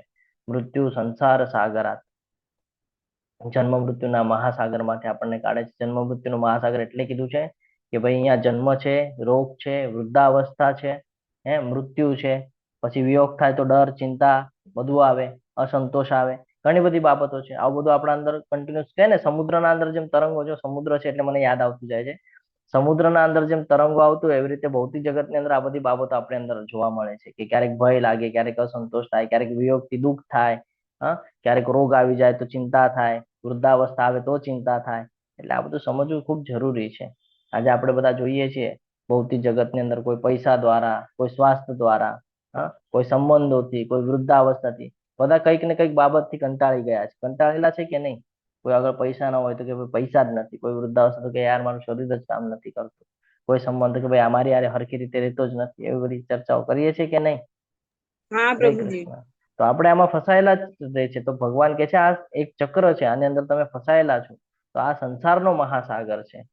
હા, કોઈ પણ વિલંબ થયા વગર ન ચિરાત. ન ચિરાત એટલે કોઈ પણ વિલંબ થયા વગર હું એને તરત એમાંથી બહાર કાઢી લઉં છું. યોગ્ય સમય ઉપર ભગવાન પોતાના ભક્તનો ઉદ્ધાર કરી દે છે. ઘણી બધી કથાઓ છે. હું એ કથાઓ તરફ જતો નથી કારણ કે પછી આપણને ખૂબ સમય લાગી જશે. આપણે આગળ સમયની મર્યાદા છે. પણ ઘણી બધી અહીંયા કથાઓ આપણને પ્રાપ્ત થઈ જાય છે જ્યારે આપણે આ શ્લોકની ચર્ચા કરીએ છીએ. તો ક્લિયર છે અહીંયા? હરે કૃષ્ણ. આગળ વધીએ. ભક્તિના પ્રગતિશીલ તબક્કાઓની વાત કરીએ છીએ. શ્રી કૃષ્ણ પ્રત્યે સતત પોતાનું મન અને બુદ્ધિને તેના પ્રત્યે સ્થિર કરીને જીતવું. જો હવે આ સમજવું ખૂબ જરૂરી છે કે આપણે બધા ભક્તિ તો કરીએ છીએ પણ ભક્તિમાં અવરોધ પણ બહુ જોવા મળે છે. જોવા મળે છે કે નહીં? કોઈ માળા કરતું હોય તો અવરોધ આવે, હા, કોઈ સ્મરણ કરવાનું કોઈ ને કોઈ માધ્યમ કરતું હોય તો કોઈને કોઈ અવરોધ આવે. તો ભગવાન હવે અહીંયા આપણને આ શ્લોકો દ્વારા એ સમજાવશે કે ભક્તિના પ્રગતિશીલ તબક્કાઓ કયા કયા છે. આ સમજવું ખૂબ જરૂરી છે. કૃષ્ણ પ્રત્યે સતત પોતાનું મન જે છે એ સ્થિર કરવું અને બુદ્ધિને તેના પ્રત્યે સ્થિર કરીને જીવવું, આ સૌથી મહત્વનું છે. આગળ 9મા શ્લોકમાં ભગવાન કહે છે કે કૃષ્ણને યાદ રાખવા અને મેળવવાની ઈચ્છા અને ક્ષમતા વધારવા માટે ભક્તિ યોગના નિયમનકારી સિદ્ધાંતોનો અભ્યાસ કરવો. આગળ કહે છે પોતાનું કામ શ્રી કૃષ્ણને કેવી રીતે સમર્પિત કરવાનું છે. જે કાંઈ પણ કાર્ય કરો છો એ કાર્ય કરવાનું છે, બંધ નથી કરવાનું, પણ એના ફળ છે ભગવાનને સમર્પિત કરતું જવાનું છે. વ્યક્તિના કામનું પરિણામ શ્રી કૃષ્ણને સમર્પણ અને ધ્યાન અથવા જ્ઞાનને કેળવવું. તો આ 8 થી 12 શ્લોક છે આપણને એ જ્ઞાન આપશે ભક્તિમય તબક્કાઓનું. અહીંયા કે છે અનન્ય ભક્તિ યોગ. અનન્ય એટલે હરે કૃષ્ણ. અનન્ય એટલે બીજું કોઈ નહીં, ભગવાન કૃષ્ણ બીજા કોઈ નહીં. હા, તો બીજું કોઈ જ નહીં, ખાલી ભગવાન. આ સમજવું જરૂરી છે. જ્યારે તમારું ગોલ ક્લિયર હશે ને, કે ભાઈ ધ્યેય ક્લિયર હશે ને કે મારે આ જ કરવાનું છે, આ જ મારું અંતિમ ધ્યેય છે, તો તમે એમાં સફળ થઈ શકશો. જો તમે ધ્યેય ક્લિયર કરતા વખતે આજુબાજુના સંસાધનોમાં ધ્યાન આપશો ને તો તમે ફસાઈ શકો છો. એટલે સ્થિર કરવું બહુ મહત્વનું છે. કે કોને સ્થિર કરવાનું છે? પોતાના ચિત્તને. એટલે તમે જોયું હશે કે ઘોડો છે, ઘોડાને હંમેશા આવું ઓલું આગળ પહેરાવી રાખે, શું કહેવાય ખબર નથી મને, પણ મેં જોયું છે કે આગળ ઓલું પહેરાવી રાખે. કેમ? આજુબાજુ ધ્યાન ન જાય, ખાલી સામે ધ્યાન જાય એટલે. સમજાય છે? તો ભગવાન લગામ પણ હવે પ્રભુ લગામ નહીં, કહેવાય. લગામ તો હાથમાં પકડીએ ને. એ શું હોય એ મને નથી ખબર એને, એ કોઈ હોર્સ રાઇડિંગ ને કરતો હશે તો એ લોકોને કદાચ જ્ઞાન હોય. તો એ પહેરાવી રાખે. શું કામ પહેરાવે? તો મેં પૂછેલું છે એટલે હું તમને કહું છું કે એટલા માટે પહેરાવે કે એનું ધ્યાન આજુબાજુ ન જાય. આજુબાજુ જાય તો એ અલગ માર્ગ ઉપર લઈ જાય. એટલે આ સમજવું જરૂરી છે. તો ભગવાન પણ કહે છે કે તમારું જે મન છે મારામાં સ્થિર કરો, તમારી જે બુદ્ધિ છે એને પણ મારામાં જ લગાડો, અને આમ કરશો તો તમે નિશ્ચિતપણે કે છે કે ભાઈ મારી અંદર નિવાસ કરશો. એ અહીંયા સમજાય છે, એમાં કોઈ શંકાને સ્થાન નથી. તો આપણું ગોલ ત્યારે ધ્યેય ક્લિયર હોય તો આપણે ભગવાનમાં પોતાનું મન લગાડી શકીએ છીએ. તો કે છે અહીંયા ભગવાન પૂર્ણ પુરુષોત્તમ પરમેશ્વર એવા મારામાં તારા ચિત્તને સ્થિર કર અને મારામાં જ તારી સમગ્ર બુદ્ધિને પરોવી દે. એ રીતે તું સદા મારામાં નિવાસ કરીશ, એમાં કોઈ સંદેહ કરવાની જરૂરત નથી. મય્યે વ મના. તો આ સમજવું ખૂબ જરૂરી છે. ભગવાન અહીંયા આપણને સમજાવે છે કે તારું મન જે છે એ મારામાં સ્થિર કર. શું કામ સ્થિર કર? હરે કૃષ્ણ. સ્થિર નહીં કરે તો શું નુકસાન થઈ જશે? બીજી બાજુ ભટક્યા કરશે. બીજી બાજુ પતન પતન થઈ જશે. કારણ કે મનુષ્યનું જે મન છે એ શું કરે છે? ધ્યાયતો વિષયાન પુંસ સંગસ્તે સુપજાયતે. મનમાં વિચાર કરે, પછી યાદ કરે, પછી કલ્પના કરે, પછી ઈચ્છાઓ બનાવે. હવે મારે આ જ કરવું છે. પછી સૌથી પહેલો પોઈન્ટ ક્યાં જાય? ઈચ્છાઓ થાય એટલે. આ બધા કરવા માટે શેની જરૂર પડશે? પૈસા. એટલે જાય પૈસાની પાછળ. પછી તો કે બીજું, પૈસા કમાઈશ તો બહુ પ્રતિષ્ઠા. પછી બહુ પ્રતિષ્ઠા ને પૈસા આવી જાય એટલે પાછું ચિંતામાં વયા જાય. કેમ ભાઈ બહુ બધું છે, હા, કોઈ પૂરું ન કરી નાખે આપણને, એટલે પાછી ઈ ચિંતા, પછી ભય, પછી 4 સિક્યુરિટી મૂકવા પડે. કેમ ભાઈ? આગળ પાછળ પોલીસની ગાડીઓ જોઈતી. કેમ ભાઈ? કોઈ ક્યારે કોણ શું કરી નાખે ખબર નહીં. કેમ? ખોટા કામ કર્યા છે. તો સતત મને એમાં વ્યસ્ત રહે છે. એટલે ભગવાન કહે છે તું ભૌતિક જગતમાં ફસાઈ જઈશ, એટલે તારું મન છે ને એ બધામાં નાખવા કરતા તું તારા મનને મારામાં સ્થિર કરી દે. હા, ભગવાનમાં કેવી રીતે સ્થિર થાય? એમના રૂપનું દર્શન કરીને, લીલાઓ સાંભળીને, કીર્તન કરીને, જપ કરીને, હા, અલગ અલગ માધ્યમથી આપણે કરી શકીએ છીએ. ગ્રંથોનું વાંચન ને બધું બધું કરીને ઘણું બધું છે. તો ભગવાન એ સમજાવે છે કે જ્યારે તું આવી રીતે તારા મનને મારામાં સ્થિર કરીશ ને તો ભૌતિક જગતના સંસાધનો એની મેળે ઓછા થઈ જશે. હવે બીજું કે છે કે ભાઈ તારી બુદ્ધિને પણ મારામાં લગાડ. તો જ્યારે આપણે ઈચ્છાઓ કરીએ છીએ ત્યારે એનો નિર્ણય કોણ લે છે? તો કે આ બુદ્ધિ જે છે ને એ બુદ્ધિ નિર્ણય લે છે. હા, જ્યારે એક એક્ઝામ્પલ દઉં હું તમને. સવારે તમે ઉઠ્યા, હા, હવે ઉઠ્યાની સાથે તમે જ્યારે વિચાર કર્યો તો સૌથી પહેલા શું આવ્યું કે ભાઈ માળા કરવાની છે, મંગળા આરતીમાં જોડાવાનું છે. હવે જોડાશો કે નહીં જોડાવ એ શેના પર ડિપેન્ડ છે?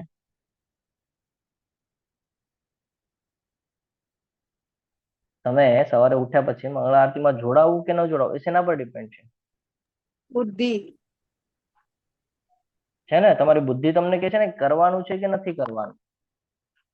હા, મન પણ એક આપણું મન એ કે એમ આપણે કરીએ. હા, પણ મન શેના બેઝ પર કામ કરે?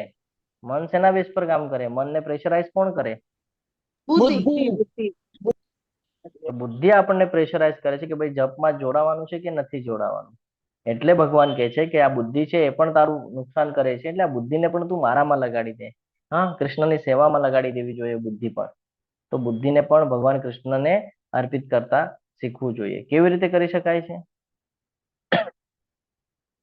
હરે કૃષ્ણ. બુદ્ધિથી કેવી રીતે ભગવાનમાં સમર્પિત થવાય? જપ યજ્ઞ ભક્તિ, પછી ભક્તોનો સંગ, એના ગુણગાન.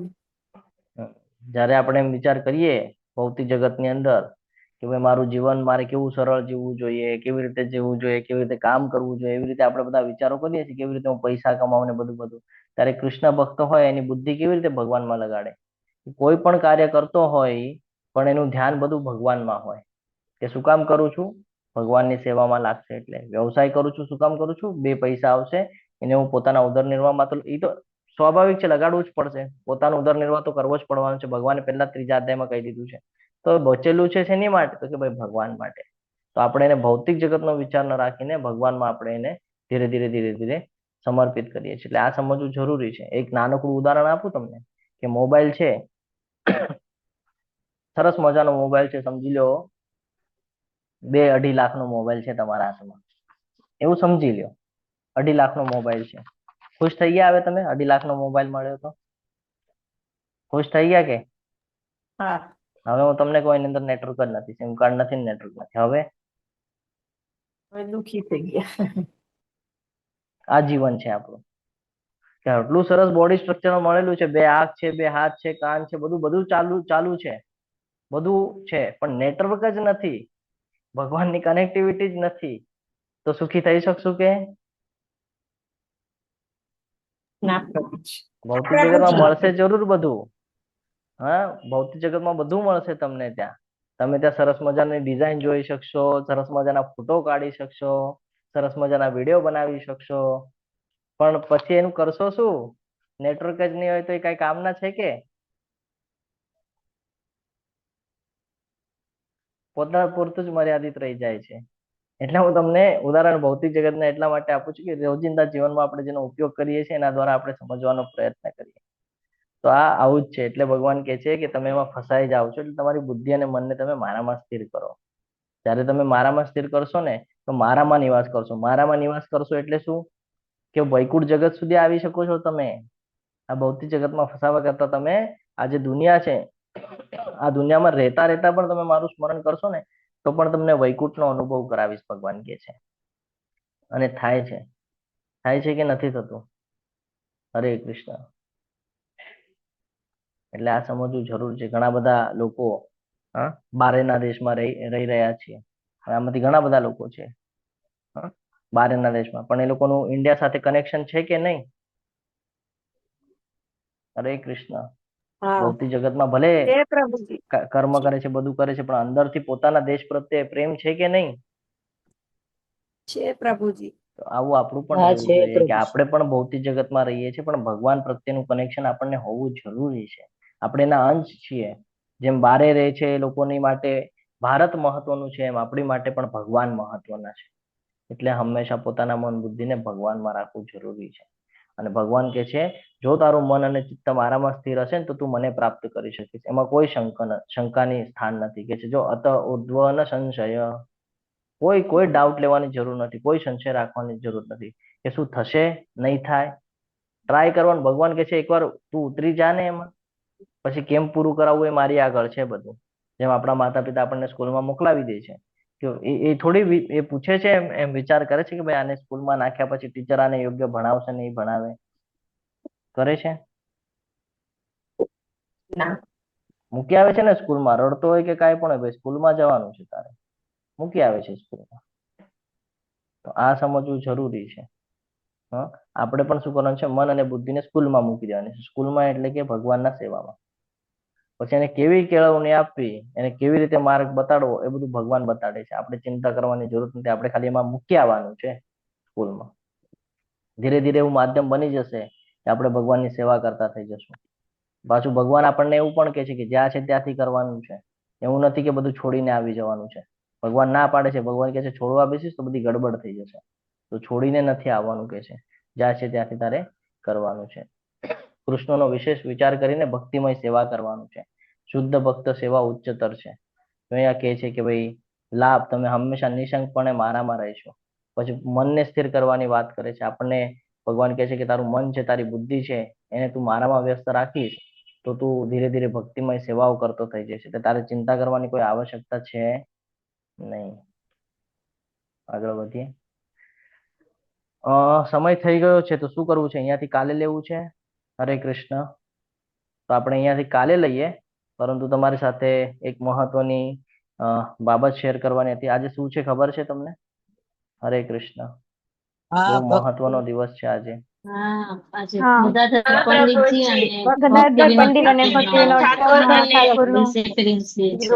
દિવસ છે એટલે અડધા દિવસનો ઉપવાસ કરવાનો છે. હરે કૃષ્ણ. તો ગદાધર પંડિત જે છે એ કોણ છે ખબર છે તમને? રાધારાણીનો અવતાર. ઓકે. ચૈતન્ય મહાપ્રભુના પાર્ષદ છે અને પંચતત્વમાંના એક સ્તંભ છે. રાધા રાણીના ભાવ લઈને આવ્યા હતા. અને બીજું છે ભક્તિ વિનોદ ઠાકોર. એમને શું કહેવામાં આવે છે ખબર છે? એમને એક ઉપાધિ આપવામાં આવે છે. હવે આમાંથી ઘણા બધા લોકો ગ્રંથરાજ શ્રીમદ ભાગવતમના ક્લાસમાં જોડાણા હશે ત્યાં ઘણી બધી માહિતી મેળવી હશે, પરંતુ એનાથી વિસ્તૃત થોડુંક આપણે સમજવાનો પ્રયત્ન કરીએ કે એમના વારામાં આપણે જેટલી ચર્ચા કરીએ એટલી ઓછી છે. એમની જે જીવન શૈલી છે એ સાંભળીએ તો પણ આપણને કહીએ ને કે ભાઈ એવું થાય કે ભાઈ એમના જીવનમાં પણ સ્ટ્રગલ રહ્યું છે, જેવું સ્ટ્રગલ આપણે કરતા હોઈએ ભક્તિમાં આગળ વધવા, એમના જીવનમાં તો ઘણું બધું સ્ટ્રગલ રહ્યું છે. તો પેલા આપણે ગદાધર પંડિત વિશેની થોડી ચર્ચા કરીશું કે ગદાધર પંડિત એ ચૈતન્ય પ્રભુ જે છે, ચૈતન્ય મહાપ્રભુ એમના નાનપણના સખા એટલે કે દોસ્ત, નાનપણના અને પંચતત્વમાંથી એક, બરાબર છે. આપણા પરંપરાની અંદર, ગૌડીય વૈષ્ણવ પરંપરાની અંદર કહીએ ને કે ભાઈ એમનું જો સ્ટ્રક્ચર જોઈએ તો તમે બધાએ જેમ કીધું કે શ્રીમતી રાધા રાણીના અવતાર માનવામાં આવે છે, તો એ પ્રમાણે છે. અને ઘણી બધી ચૈતન્ય મહાપ્રભુ સાથેની જે લીલાઓ છે એમાં સહયોગ, સપોર્ટ એમનો રહ્યો છે. જો આપણે લીલાઓ સાંભળતા હોય, ચૈતન્ય ચરિતામૃત વાંચતા હોય તો એની અંદર પણ આવે છે. એમના મહાત્મ્યની ચર્ચા કરીએ તો જ્યારે ચૈતન્ય મહાપ્રભુજીએ સંન્યાસ લીધો એના પછી જગન્નાથપુરીની અંદર આ જે ગદાધર પંડિત છે એ ત્યાં સ્થાયી થઈ જાય છે. આપણે એ પણ સાંભળેલું છે. અને ટોટા ગોપીનાથ કરીને જે છે એ મંદિરની સેવામાં પોતાનું જે સમગ્ર જીવન છે એ સમર્પિત કરી દે છે. અને દરરોજ ચૈતન્ય મહાપ્રભુજીને ગ્રંથરાજ શ્રીમદ ભાગવતમ સંભળાવતા હોય છે. આપણને બધાને ખબર છે આજે એમનો તિરોભાવ દિવસ છે, એટલે કે એ લીલા પણ આપણે સમજવી જરૂરી છે કે કેવી રીતે થયું. તો જ્યારે ચૈતન્ય મહાપ્રભુ કહે ને કે અંતર્ધ્યાન થઈ ગયા તો આપણને પણ હોય ને, હવે પ્રિય સખા છે, હંમેશા બધી બાબતો સાથે જ કરેલી છે અને કન્ટિન્યુ સાથે રહ્યા છે. અને આપણે જોઈએ છીએ કે ભાઈ રાધા રાણીનો ભાવ રાખે છે. અને ચૈતન્ય મહાપ્રભુજી કોણ હતા? હરે કૃષ્ણ. સ્વયં રાધા રાણી ના હૃદય કોમ હતા સ્વયં કૃષ્ણ છે. કૃષ્ણ સ્વરૂપ હતા. રાધા કૃ- કૃષ્ણ. કૃષ્ણ ભગવાન અને રાધા રાણીના ભાવ તરીકે હા, મતલબ બરાબર. અવતાર. તો જ્યારે સંસારમાંથી અંતર્ધ્યાન થઈ ગયા ને ચૈતન્ય મહાપ્રભુ, તો ગદાધર પંડિતને વિરહ થઈ ગયો. અને આ વિરહના કારણે એ કહીએ ને કે એટલા બધા અશક્ત થઈ ગયા કે જે સેવા કરતા હતા ગોપીનાથજીની ને એની માટે એમને કહીએ ને કે ભાઈ હાથ પણ ઉપાડવો મુશ્કેલ થઈ જતું હતું. એટલું બધું કહે ને કષ્ટ થઈ રહ્યું હતું, તકલીફ થઈ રહી હતી અને અશક્ત બની ગયા. તો તમે જ્યારે કથા સાંભળો છો, કથા મોટી છે પણ હું શોર્ટમાં તમારી સાથે શેર કરું છું કે આવી સિચ્યુએશન જોઈને આજે